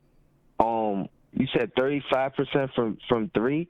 He ended up. That means he probably jumped a good six points percentage from the first half of the season to the second. Yeah. That's a huge jump. Yeah. So that's improvement. Yeah. Within the season, you always love to see that, especially going towards the end of the season rather than starting off hot and then cooling off. Exactly. And I see GC in the chat said 13 points on 37% shooting. That's pathetic. But it's not pathetic for a rookie. It's for not a at all. 19-year-old rookie. It's not pathetic for a 19-year-old rookie. To me, it's not. You know what I mean? Somebody else said, El Honcho said, if it was 40%, I would give him a pass. He's a rookie. He's 19 years old. You got to give him a pass. You know what I mean? You got to give him a pass because most of that, when he improves that jump shot, you got to give him a chance. First, never played 76 games in a season in his life. In his life, he played 76 games, right? That's like three college seasons. Yeah, exactly. And he got stronger as the season went on. You got to give him some credit for that, man. Give him some Absolutely. credit. He said Mitch was second in the league in blocks. Second in the league in blocks. As a rookie? As a rookie. And what makes it even crazier, Mitch was barely playing in the beginning of the season. Mm-hmm. Barely playing. I was just going to say that. Right, and 20 minutes a game. That's crazy. That's crazy. Yeah. That's nuts. Yeah, and then again, like you said, 20 minutes a game and second in the league in blocks. I want to see the analytics on that. Yeah. I want to see his per 36 numbers. Yeah. And tell me he don't deserve some votes for all defensive team. Yeah. Yeah. Let's as a rookie, that's wonderful. Yeah, it is. Let's hear some more from David Fizdale. All right. See what else he has to say. Big picture wise, what did you take out from this year? Big picture wise, it was good for me because I had to learn how to be patient personally. But as a group, I think we got, a chunk of young guys that can move forward with us in the future and, be able to fill in some spots around, some veteran players and start moving it in the direction of winning. Coach, I know it was a rebuilding year, but how difficult is it to tie the worst record in franchise history? I know you guys worked hard. I kind of got over that a long time ago. When I signed up from the very beginning to be the head coach of the Knicks, coming into this first year, I put my ego to the side when it came to the record. I understood it's a big picture thing that we have to stick to. If I had got to a point where I'm chasing wins and worrying about my personal record, it would have knocked us off of what we were trying to do. And so, we got the wins where we can get them. It's probably 10 to 12 games there during the season that we would want back, that we lost in the last, 2 minutes of the game.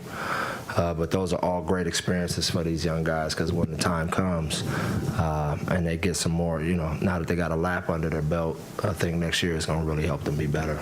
You've talked about sending the players out for a couple weeks. How much do you need a breather after 7 I can definitely use one for sure. I would say that the challenge for me this year was,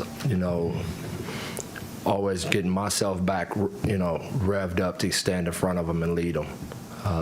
It's a very taxing position, knowing that you got to carry that weight, but it was great for me.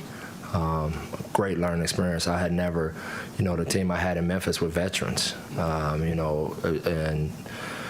it went to the exact opposite.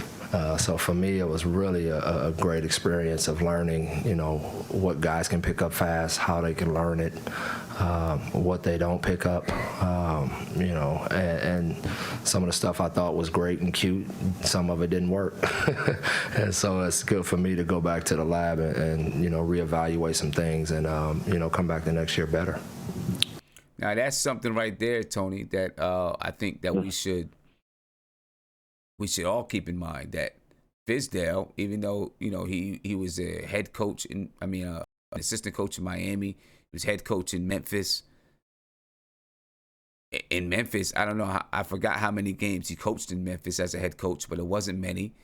Coming to the Knicks, he's still primarily a new head coach in the NBA, right? And with Memphis, he had veterans. Like he said, he had vets. With the Knicks, you got rookies. It's a totally different game that you got to coach when you got rookies. It sounds like, and we know Fizdale sometimes can talk off the cuff, right? But it sounds like at least he is able to self-evaluate and know that he did some things that was crazy, maybe. He did some things that were good. And he can look at himself and whatever kind of evaluation methods that Steve Mills and Scott Perry have for him, he can take those evaluations, look at himself in the mirror, and say, okay, this is what I got to do to get better. I respect that. And listen, there are things that I know I felt like I needed to call him out on. Right? But he's a young coach. He's a young coach that's still learning the ropes of being a head coach. And being an assistant coach and being a head coach, those are two very different things. And there's two very different things. Because as the assistant, you point to the head coach when things go bad, right? The head coach. Yeah. It's like if you're a chef, right? The chef doesn't do the cooking. The chef makes the menu, develops the recipes. They might do some cooking, but they hire the staff. They hire the sous chefs and all that stuff. The sous chefs, they do the cooking, right? But when it comes down to it, they're going to point to the chef to say, it's his menu. It's his menu. He put this menu together. It's the same thing. Yep, it's his kitchen. It's his kitchen. And the assistant coaches, when it comes down to it, they may not point at Fizdale. They're going to take some of their responsibility. I'm sure they will. But Fizdale is responsible. We do have to give him the benefit of the doubt and understand that he is learning along with the team. Yeah, I mean, I was kind of calling that all year, that it's a learning experience from him, because he not only does he not know these players, but doesn't even have a record to go off of to even have any inclination of what they're good at. So he had to figure out what they're good at and figure out what they're not good at, figure out who works well together. Like, a lot of these combinations didn't play together last year, weren't on the same team last year. It's a whole new learning curve, especially comparing it to Memphis. Like he said, it's the total opposite. These guys were established. He never coached them before, but he had years and years of experience and film and tape to go off of to see who they were as players, what their tendency was, and all that. Yeah. So it's almost like a rookie coach. Almost. We're gonna finish up listening to Fizdale. Listen, if you haven't subscribed to the channel, please subscribe to the channel. Ring the notification bell. You get a notification whenever I go live. Hit me with a thumbs up. Share it on Facebook, Twitter, Instagram, whatever social media platform you use the most. YouTube, obviously. You're going to want to be a member of my website, nothingbutknicks.com. And here's why. Because later on this evening or this morning, for those who are members of the website, I'm going to post a link where you can put down a deposit for the opening night game, that's going to be in October. You can start reserving your seats now. But it's going to go out to members first. And then a couple of days later, it's going to go out to everyone else. All right. And if you're into hip hop, make sure that you subscribe to my hip hop channel called The Front Stoop. And I'm putting the link in the description in the YouTube chat right now. Make sure you subscribe to it, because and Tony Crow is going to be on that channel, so you better believe it now, because we about to get this thing rolling.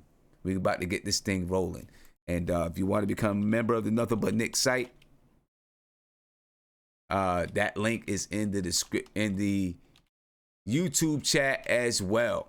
Just put it in there. All right, so let's get back to David Fizdale and finish hearing what David Fizdale has to say about the season as he sums up the season. David Fizdale, summing up. Coach, you sort of just answered it, but is there something you would have done differently this season? Not really. What, did anything, I mean, you kind of said it too, but did anything surprise you about, obviously, the season? You said the challenge that this was going to be like and kind of what you expected, but did anything crop up that surprised you about what this whole thing was like?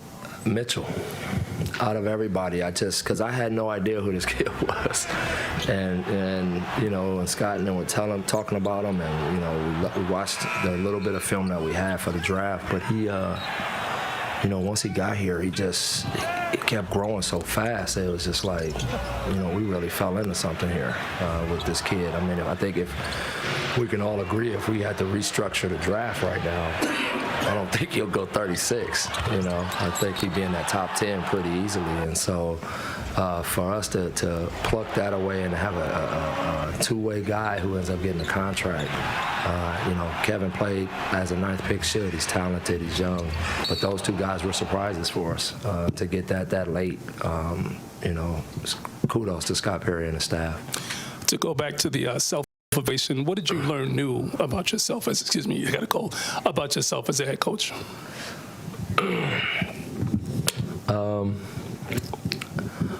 Stop. I would say probably the biggest thing is I can't be so hard on myself. I'm kind of like the young players, you know. I really take it home with me, and you know you're going into battle, maybe not with you know all the guns that the teams that you're playing against have, but you're still so competitive that you know you think, oh, what if I'd have ran this, or if I could have done this, and I really take it home with me, you know. And I think, you know, going back to what Steve asked is, you know, going home, beating myself down, and then having to re-energize myself to jump back up in front of that group and get them, you know, because, you know, I couldn't have bad days, you know, and so I had to really learn how to self-evaluate without it being an absolute beat-down session. Yeah, Coach, you talk about looking towards the summer. Is that your complete outlook, or do you find yourself sort of peaking towards the next season too? No, it's right back. I'm very methodical. I try not to let myself get too far ahead of anything. You know, and so right now it's you know, I'm gonna take my little bit of time to regroup, you know, mentally, but. You know, I'm already itching to get into the gym with Kevin and these guys and start that process of getting them to that next level. So I'm really excited about the summer with that. And there we go, ladies and gentlemen. That's David Fizdale summing up the season for the Knicks. Tony, any final comments on that? I like everything he said. I like the fact that he said he's gonna take some of these guys to the playoff games. I believe he did that in the Eastern Conference Finals last year. Yep. And that'll be good to. I'm gonna say make them watch it, because they may not want to watch it, but make them watch it and critique the game and see the environment. And maybe, you know, light another fire up under some of these young guys and make them want it a little bit more. But I give them a solid B. As far as a grade for the year. I wasn't really expecting too much. I understood the circumstances he was under. It was a pleasant change from our previous couple coaches. I think he did a solid job. I love the development I've seen throughout the season from damn near every single player. Besides Frank, yeah. Besides Frank, you know, a lot of that, a lot with Frank was, you know, due to, you know, him being injured, not getting the playing time. So I wouldn't say I seen what I wanted to see from Frank, even though that's my boy. Yeah, I mean, I think even Frank got a solid opportunity, so I wouldn't even put that on Fizz. I think he got a solid opportunity.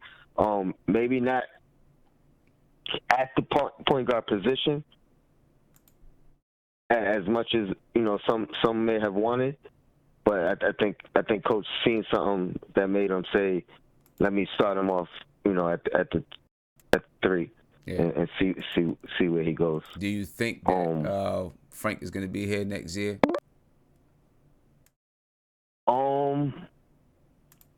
I think he has the least value, so I don't know who's gonna want. I don't know if he's gonna.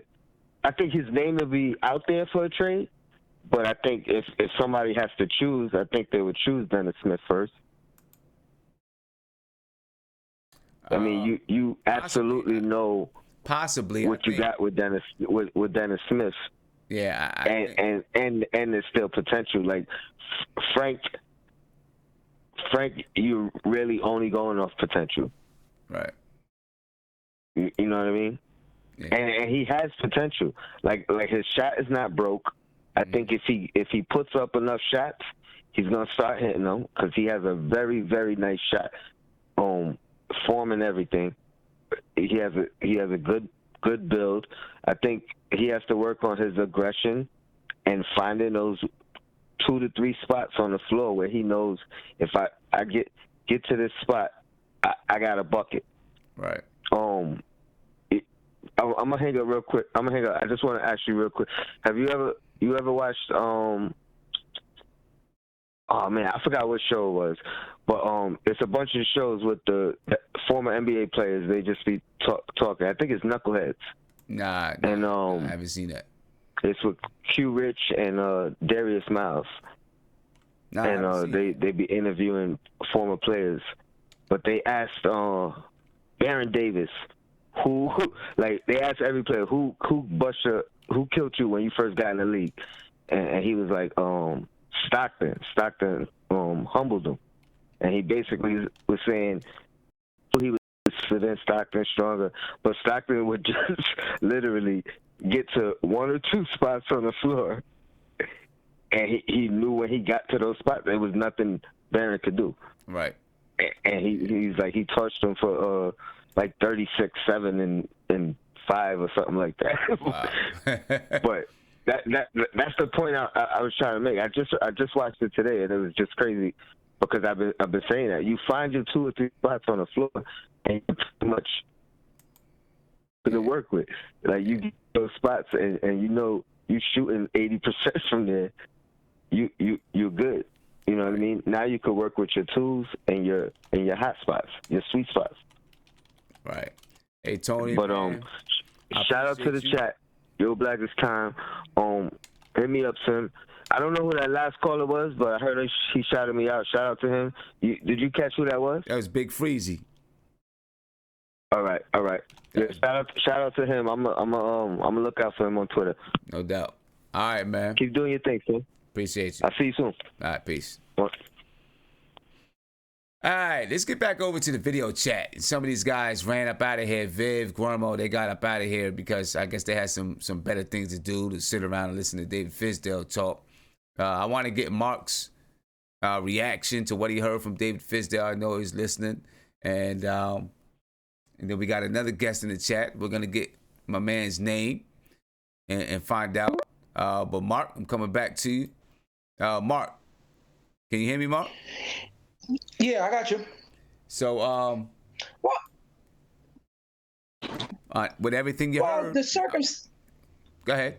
Well, with Fizdale and this year, like I said, as long as he behind the scenes got the kids to understand what is what, they kept a positive feel throughout the season as bad as they played.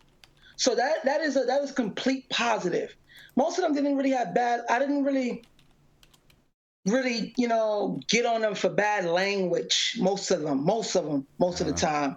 I think he did a good job. It's just, we pulled a lot of players from exile.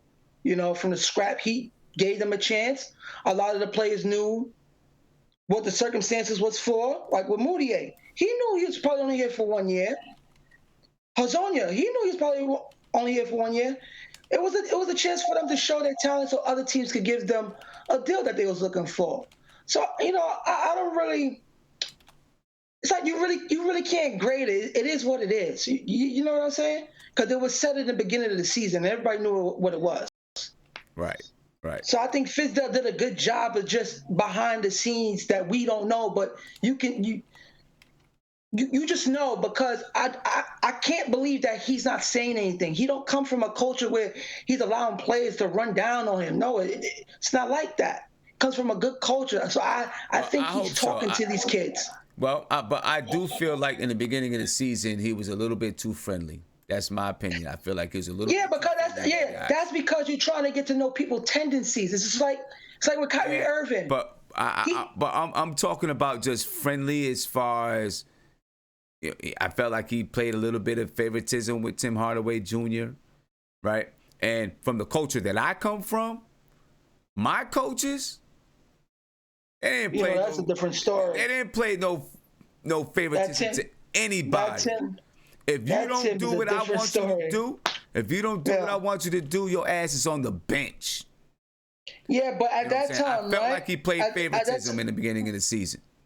Yeah, at that time, because we had Tim Hardaway, right? It's just one of them things where it's like, okay, you're a decent player. You're one of our best players that could score. That's the only reason why he was on the floor.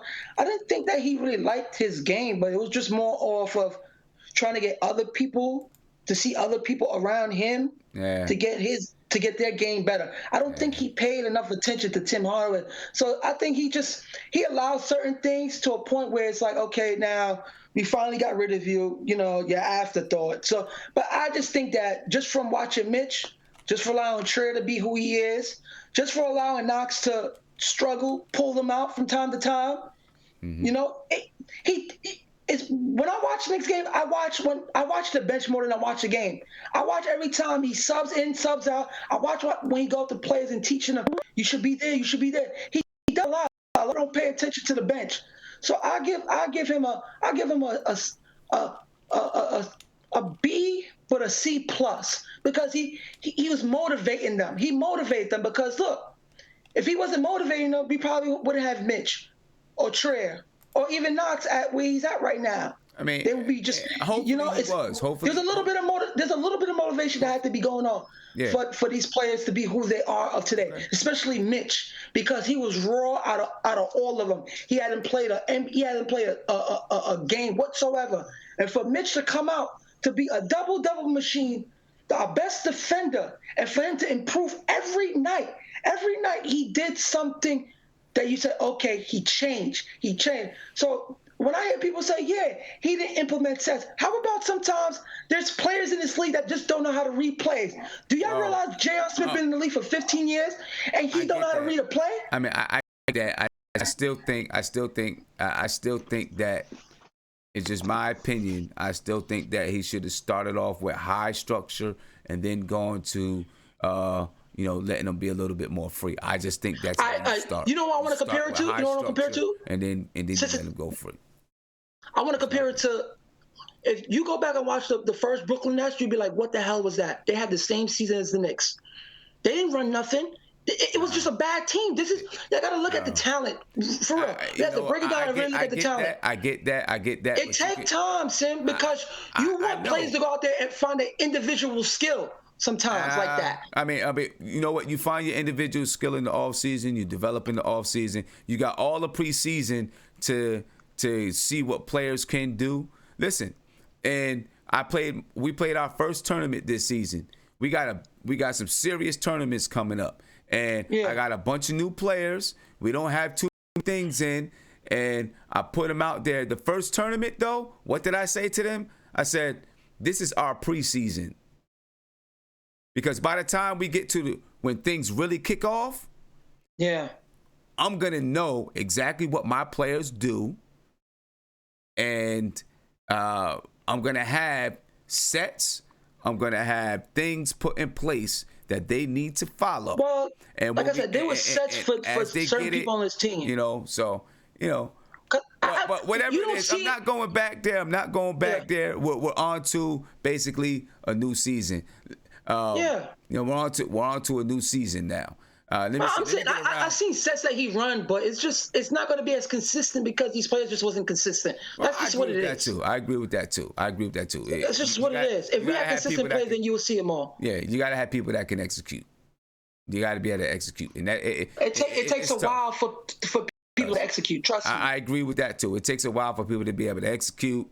To get it to do things so it's instinctive, so they're not thinking about what they have to do next. And the number one thing too, Sim, a lot of the players that we have, they all have bad habits. Do you know how hard it is to eradicate bad habits as a basketball player? That's right. Because you're so used to playing. Check it. It takes one way. It takes 10,000 hours to master something. So imagine if you master a bad habit.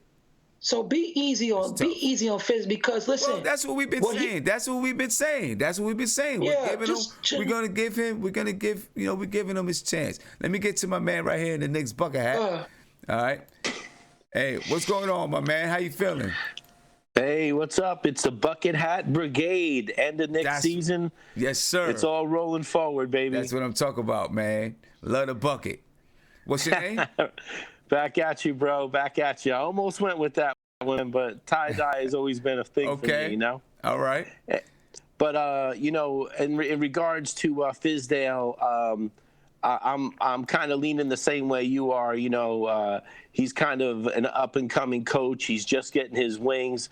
We're allowing him some space to grow into who he's really going to be because I want to see what he brings to this team. He helped, you know, LeBron James, other players, Dwayne Wade come into their own. And I'm looking forward to this new young Knicks team, man.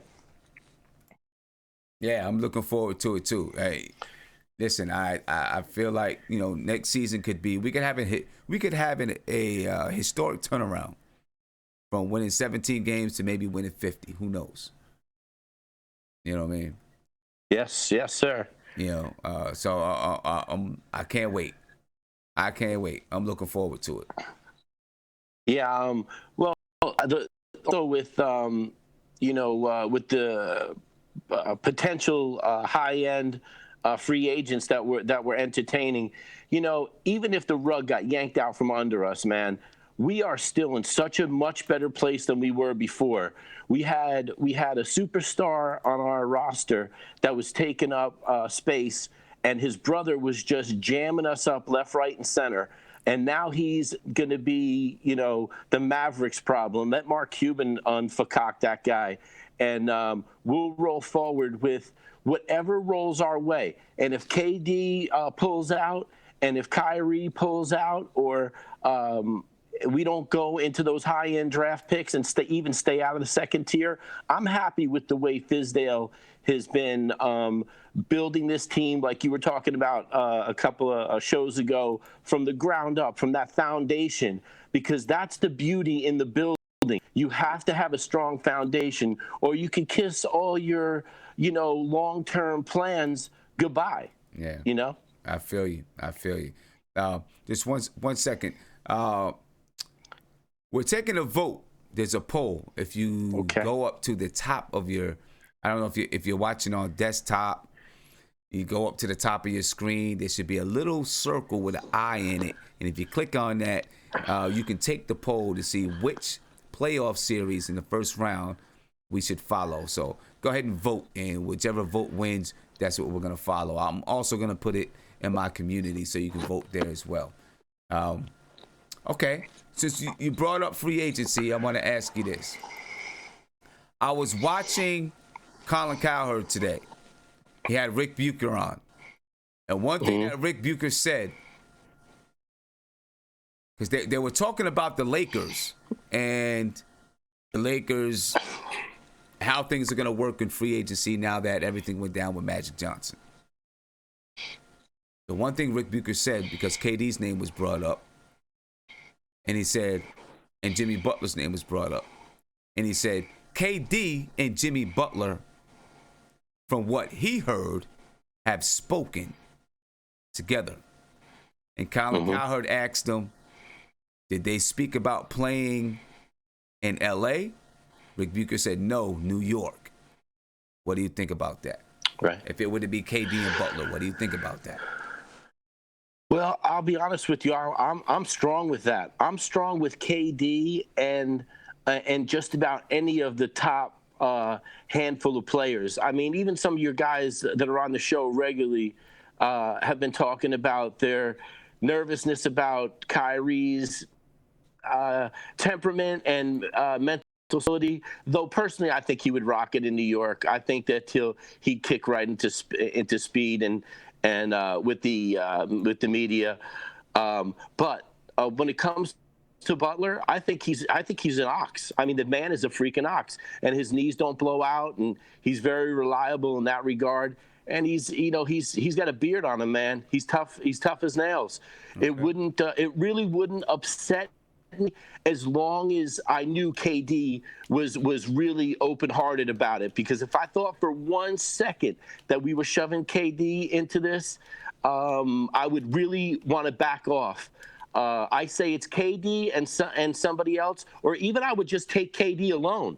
I mean, the conversation has got to be. It's got to be KD and somebody else in the top tier passes me by, because in a poker game, you're calling that pot. You're going to take KD and you're going to walk out the winner, no matter what. So he's a serious chip. But if you could pull two and Butler is one of them, I'm okay with that, man. Me and my camouflage, my tie-dye Knicks hat and all, bucket hat and all, baby. All right. Let me see. Let me get around. Let me see what Nate thinks about that. And what's your name? Oh, one second, Nate. What's your name again? I forgot your name. What's your name again? Oh, my name is Mark, man. Mark. Oh, okay. So we got two Marks in the building. Got two Marks in the building. Yeah, you could call me Mark K. It's just M-A-R. You could call. Okay. All right. Go ahead, Nate. What do you think, man? Hey, man, you finally got me on, man. Persistence personified, like what Walt Clyde would say. Okay. Got you, bro. If KD were to come with Jimmy Butler, how you feel about that? Well, my answer: who the hell's our guard? Say that again. I'm sorry. Who the hell's our point guard? We don't have a point guard. I don't know. So I mean, if it's gonna be Jimmy Butler, I mean, we're gonna be better defensively. Jimmy Butler's a good defender. Right. He's a strong guy, so we'll be better defensively on the wing for sure. See, like I say, my issue with Jimmy Butler is not if he can play basketball. My issue with Jimmy Butler is it seems like wherever he's gone so far, there's been some locker room issues. Yeah, he tries to jump somebody's old lady. So that's my issue with Jimmy Butler. Yeah, I mean, and we can argue all these players have some kind of chip or some kind of problem with working with other teams. I mean, it's kind of going to be interesting if the Knicks want to take on that kind of culture or that kind of player to put in with these young guys that are actually gelling pretty well. But again, I go back to my question: who's our point guard? I mean, if that's the case, if it is Jimmy Butler and Kevin Durant, then we don't need Zion. Let's go get Ja Morant. We need a point guard. Well, the thing is, you're gonna draft your players before you get to free agency, but they'll have some inside. I'm pretty sure they'll have some kind of inside. I don't know if. Yeah, they will, but I don't know if you can draft on that inside information because that inside information isn't concrete, right? Sure. But I'm pretty sure if they were to get KD and Jimmy Butler, that they would do something to bring in a veteran point guard. I don't know what. They have to. But they would. I mean, we don't have a point guard on our team right now. Bring in a veteran point guard. They'd have to. Somebody's going to want to join Durant. No. I mean, that's the biggest problem. I mean, you watch, like they were talking about in the broadcast, the fact is the Knicks don't have a point guard. I mean, they made it. Clyde was very clear about it. He's like, there's no one to set the offense.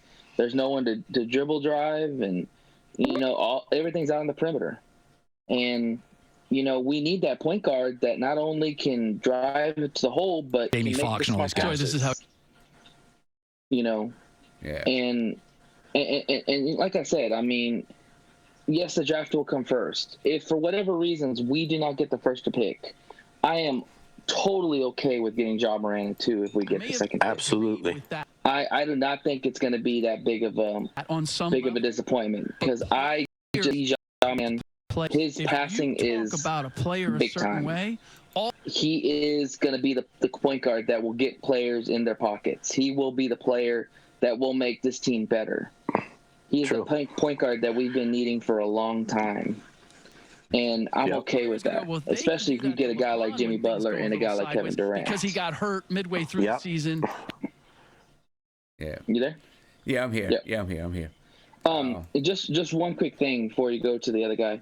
I just want to give my chime on Fizdale. Listen, we can't give Fizdale a grade. There is so much incomplete with him, it's not even funny. We don't know even anything of what he wants to do as far as fundamentals, whether it's You say that? Okay, sorry. I don't know how I mean, whether he's going to be defensive, whether he's going to be offensive. So you said we don't know. Give him a break. I said him an incomplete. We don't know anything. We don't know what next year's going to hold. I mean, he's going to have the hottest seat on the whole NBA, in my opinion. I mean, all these questions are going to come up next year. What kind of offense are you running? What kind of defense? For the first time, right? Have? What kind of accountability are you going to hold for these players?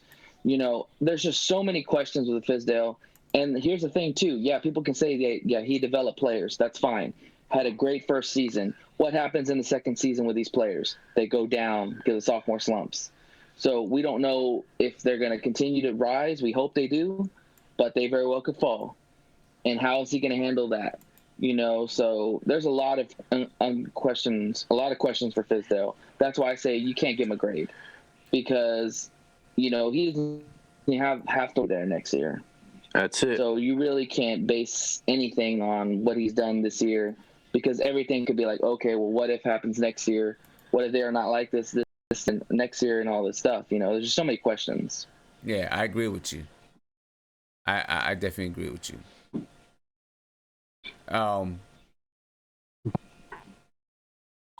I definitely agree with you.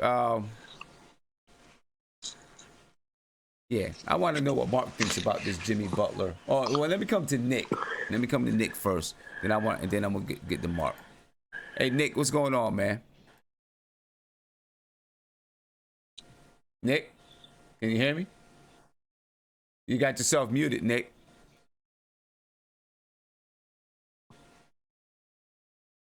Nick, you got yourself muted, Nick. Oh, all right, let me go. Mark?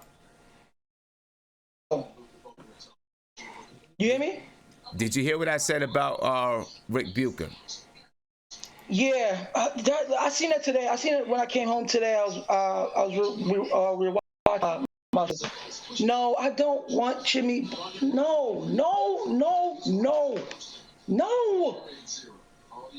I don't want it and paying him what, over $140 million?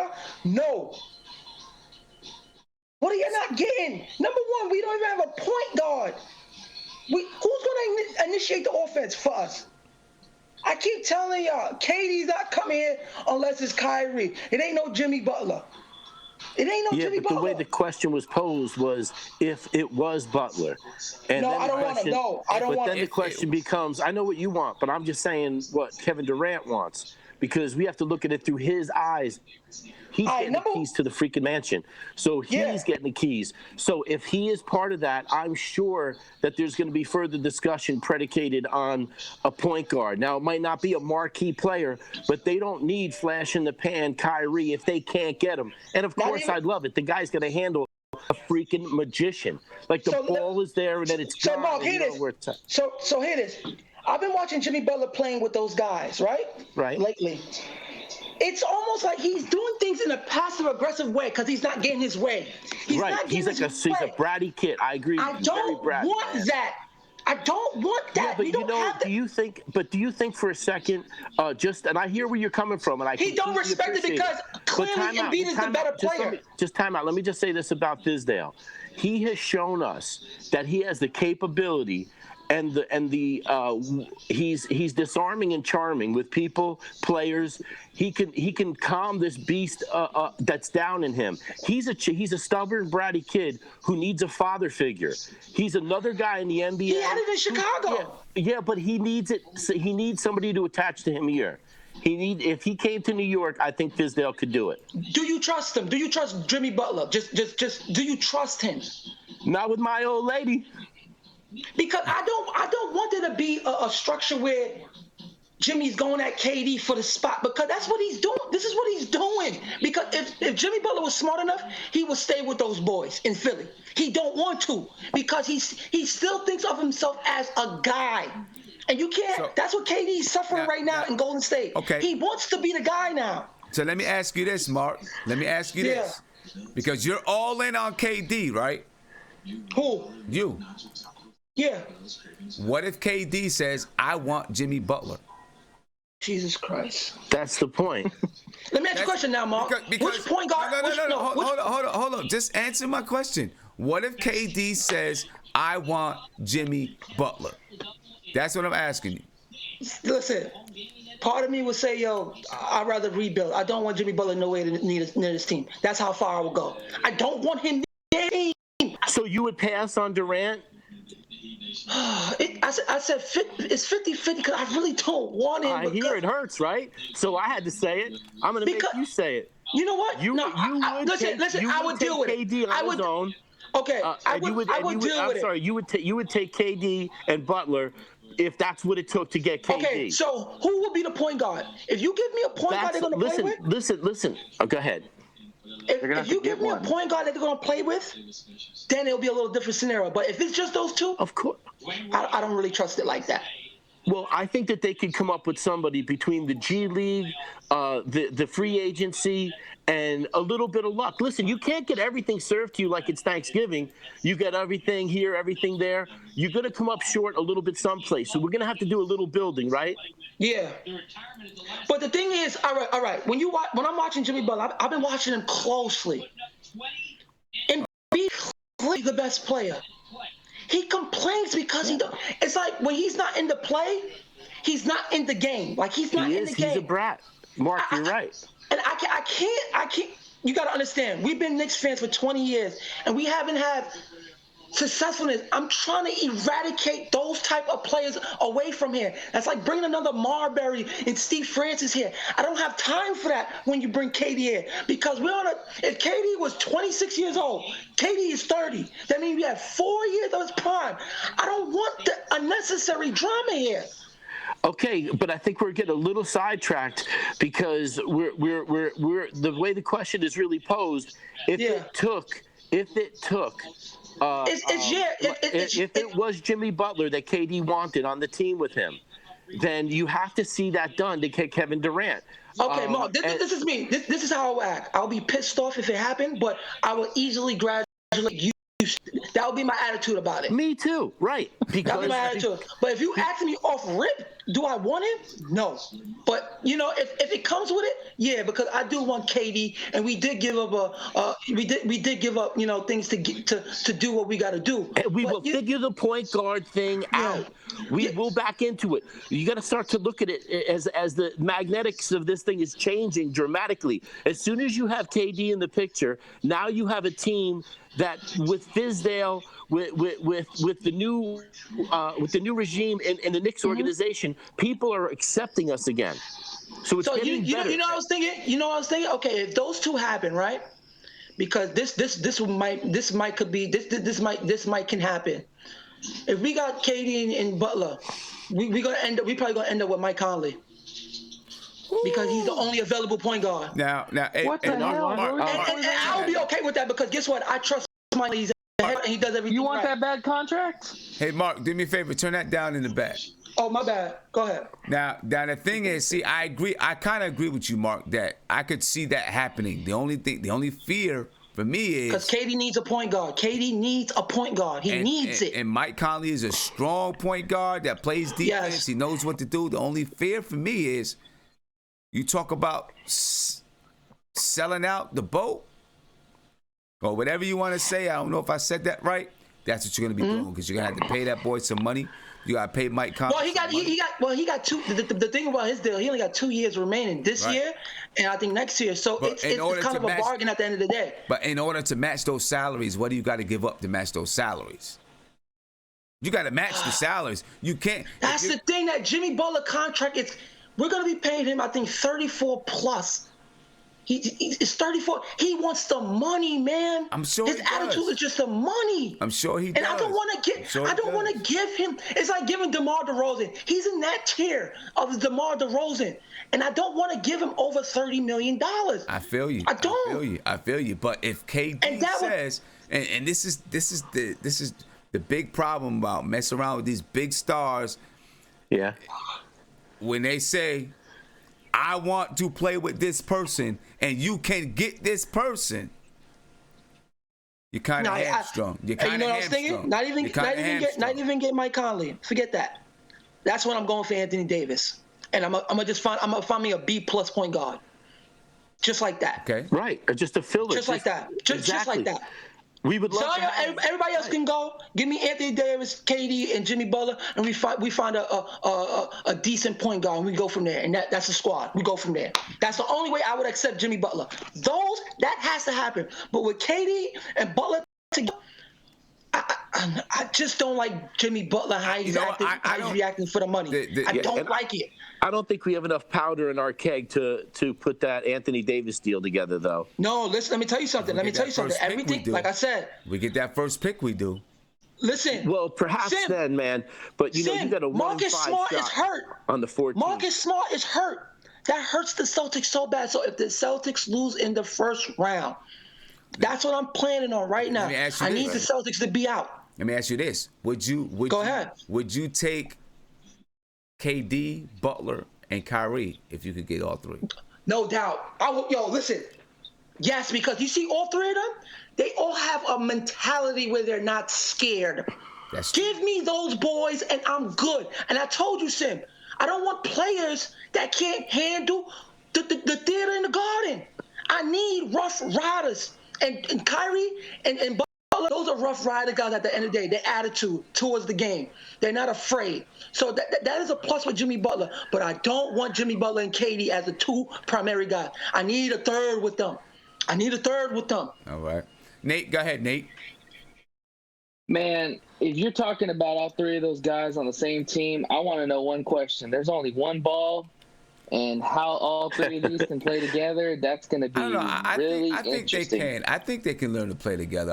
I think KD can play off the ball. KD and Kyrie can play off the ball. I don't know, man. They all Kyrie showed you. No, Kyrie showed you. Kyrie showed I would hope Kyrie in would Boston. come with more of a passing mentality than trying to be the alpha dog all the time. I think those three can play together. They can play together. They can play together. I think Jimmy Butler could play off the ball too. I think they can play off the ball. Yeah, he's a half a football Let me ask you this question, and I might be in the minority on this. Go ahead. But do you see any situation? Let's say we get to KD does want Jimmy Butler, and at Jimmy Butler, 30 years old, his career's coming to an end. And we just could like keep KD. Zion. Do you see any situation if they could maybe try to get Kyrie? Do you see any situation where he might take less? I think that could be a possibility. That's another thing that we got to put in. Possibility. It could be a possibility that all three of them take less to try to make things work and be able to get other vendors. Yeah. To make it fit. Has to work. That's the only way it can work. Well, wait, hold on. Can we do a sign and trade with Philly to get Jimmy Butler? Well, this is the we thing. could do that. Yeah, the Knicks can do a sign and trade. You can do a sign and trade because the Knicks. You do a sign and trade with Butler, then you sign Kyrie to his deal. That way we could keep Zion. But what young assets are we gonna have to send away? Knox can go. Frank could go. Sorry. I mean, you gotta have enough assets to send away that's gonna equal whatever the contract is, at least for that. That's what I'm saying, man. I don't want to give away our. Dennis Smith could go too. I mean, I think players have some game, but I'm not ready to just trade them all. I'm not sure. And then we got those picks in. But I'm not sure if without trading, let's say we get the first pick, without trading that first pick, I don't know if we have enough salary to match. Because what is Jimmy Butler contract? Yeah, but if you're doing a sign and trade, that means that they sign him to a contract and then trade him to the Knicks. So they're gonna sign him to a big contract. But let's be real. If we do a sign and trade, they want Knox Does it or work like Mitchell. that? So are you willing to give up one of those two dudes? I will give up Knox as fast as possible if that scenario ever happened. I can keep Zion with those three guys. It's not even a debate. But see, I don't. We're gonna do a show where we really that salary cap. You got to look at that salary cap. Right. 'Cause I forgot the sign and trade thing. The sign and trade, yes. So it would be like July 1st. The Philadelphia would sign Jimmy Butler, or not first, but let's say he met with the Knicks and they wanted he wanted to sign with the Knicks. Then the Knicks might talk to Philadelphia, where they do a sign and trade, and the sign and trade really benefits Jimmy Butler so that he can get more in his contract. They sign him and then trade him to the Knicks.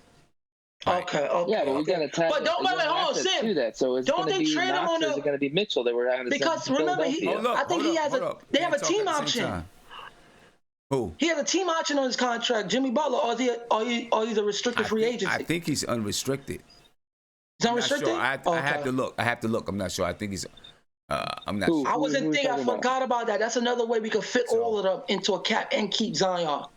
All them young players, I would trade them if we get that. If we get those four in the building, we don't have to worry. We don't have to worry about luxury tax because Dolan got the money. I'm not worried about that. I'm just worried about landing those guys. I'm worried about landing. If I got a scenario like that, I'm cool. Yeah. But I can't have Jimmy Butler just with KD alone. Nah, that's suicide. I just don't want to give up Knox or Mitchell, bro. In any situation, we don't have to give up Mitch, but Knox would be so. And then we have those picks. I forgot those picks are so great. I forgot about those. And we give up our 2020 Knicks pick. It won't be worth nothing. Yeah. Well, we'll see. Let's talk about. We hope it won't be worth nothing, man. From your mouth to God's ears. But I want to get rid of those Dallas because I think Dallas is going to be good in the next few years. So I want to get rid of those picks as fast as possible because they won't be worth nothing in a few years. Okay. And anybody we're trading them to knows that as well. Yeah. Yeah, but they're still going to take it to get rid of Jimmy Butler. They're not signing him. That's the thing. Yeah. That's why they went and got Tobias Harris. So let's talk NBA playoffs, guys. Let's talk playoffs real quick. The season ended today. Season ended today, so the playoffs are in the books.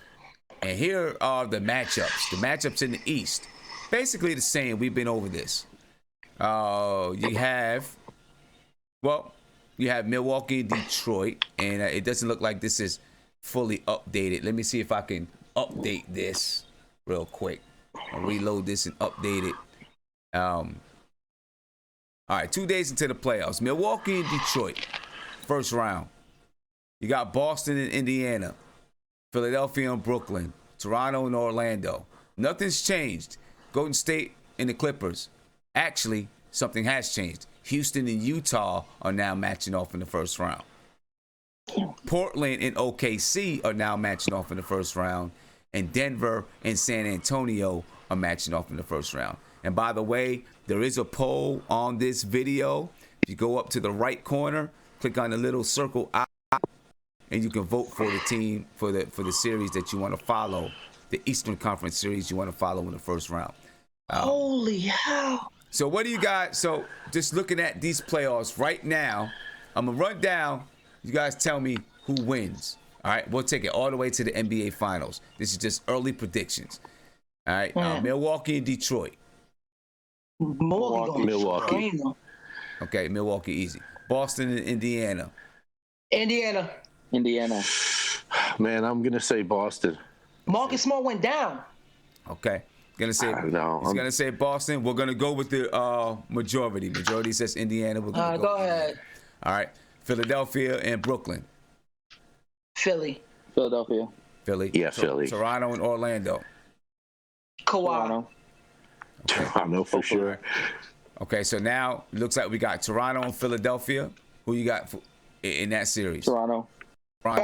Toronto. Okay, so now we got Toronto in the Eastern Conference Toronto. Finals. Milwaukee and Indiana. Milwaukee. Here. Okay. Yeah, Milwaukee. Milwaukee. Okay, Milwaukee and Toronto.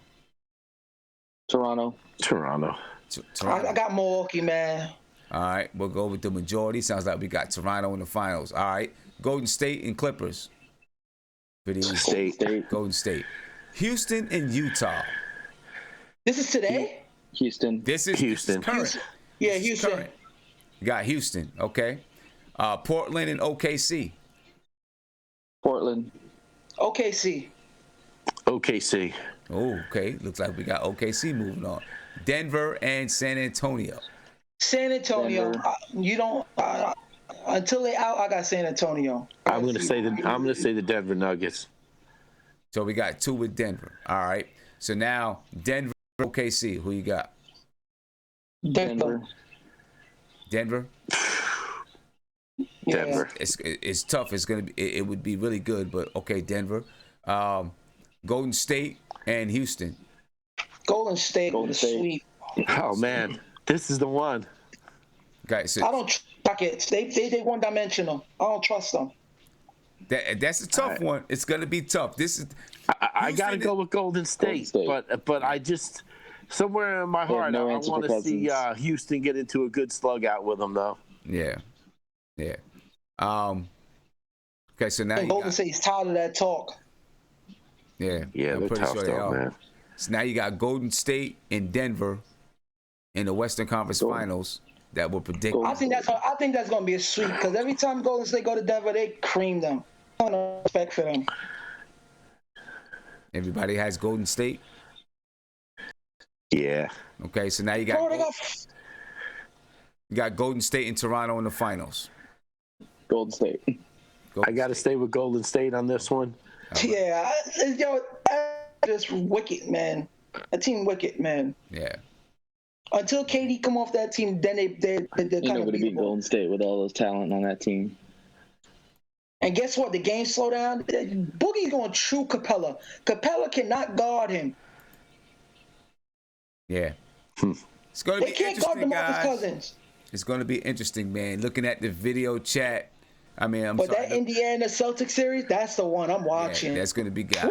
I know you watching that because you rooting for Boston to go down. I know you watching that. When I seen Marcus Smart Indiana for could 2 very well win rounds, that series. Indiana's a hard scrapping They lost team. Marcus Boston Smart. plays. They could surprise them. You're right. Yeah. they lost their best defensive player. That's why I'm giving Indiana a chance now because Marcus Smart covers a lot for that team. He does a lot for that team on defense. He does. Yeah.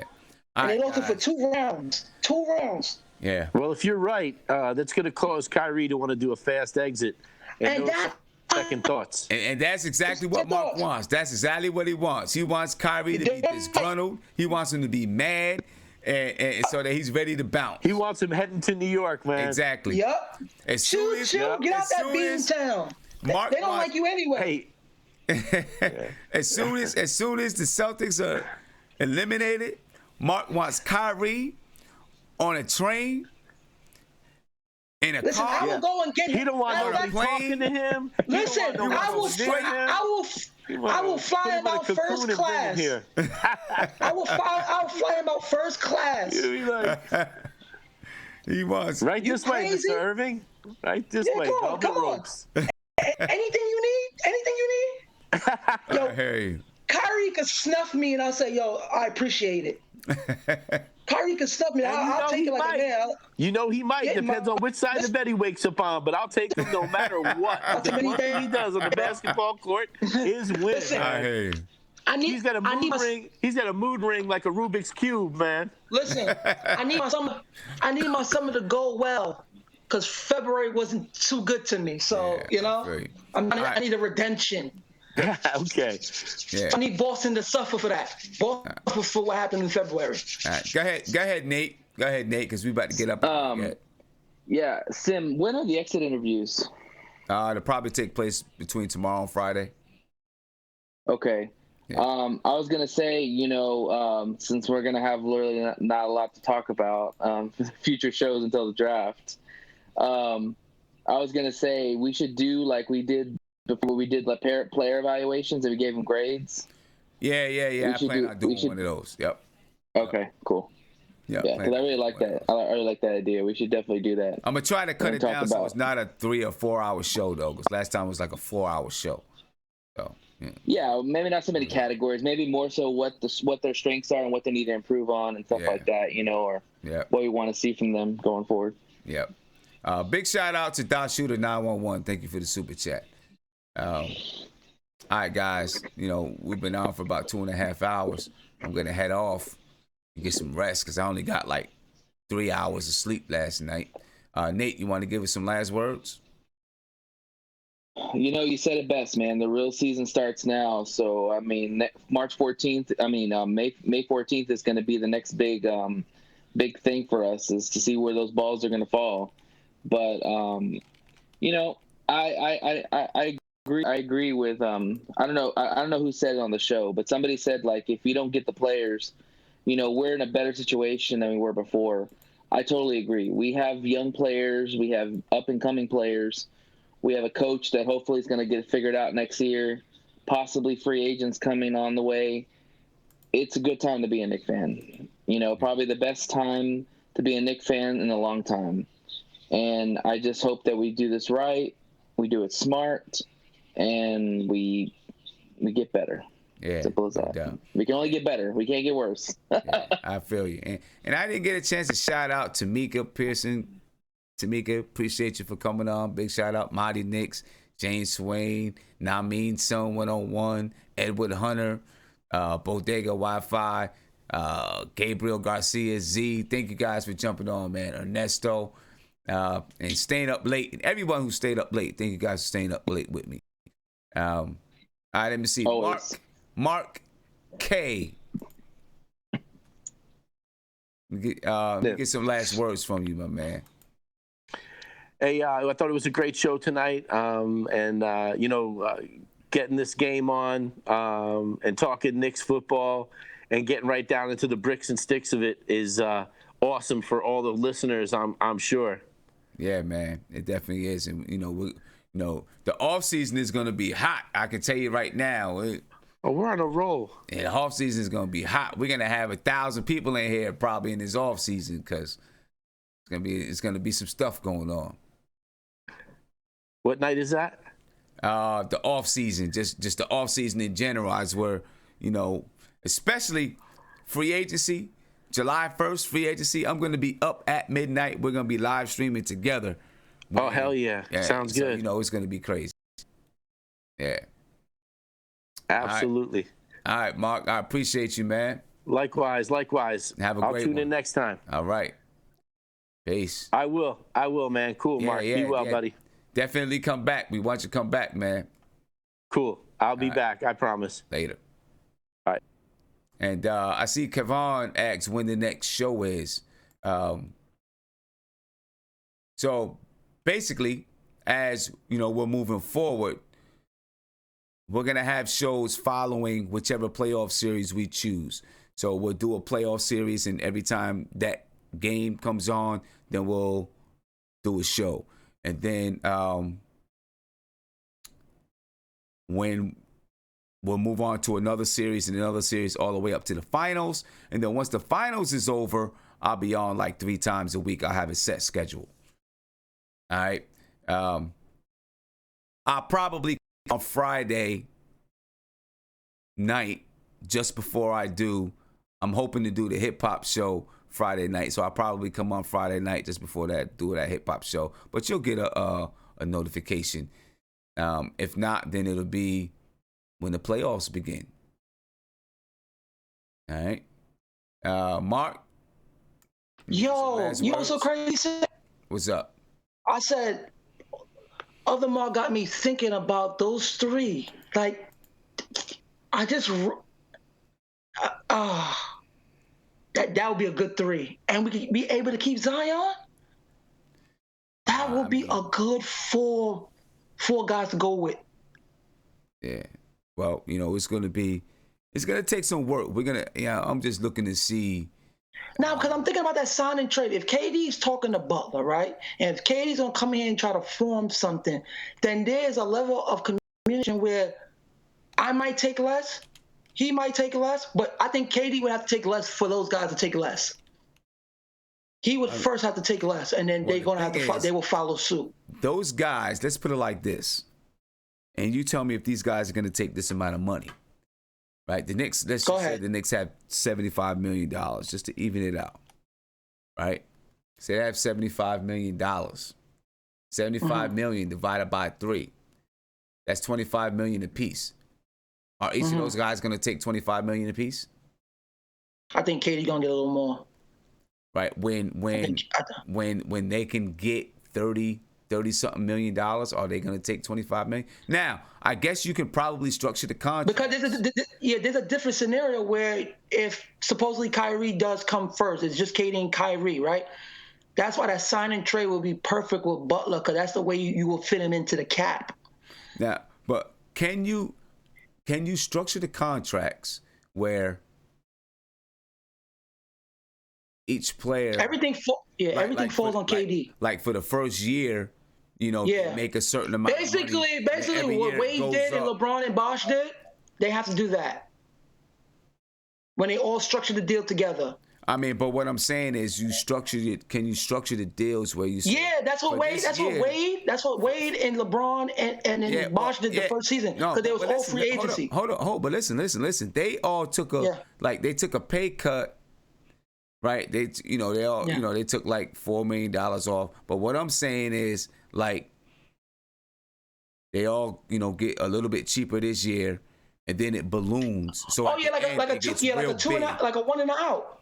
Well, what I'm saying is it gets real big, and so their last year is like super big, and the Knicks would be way over the cap.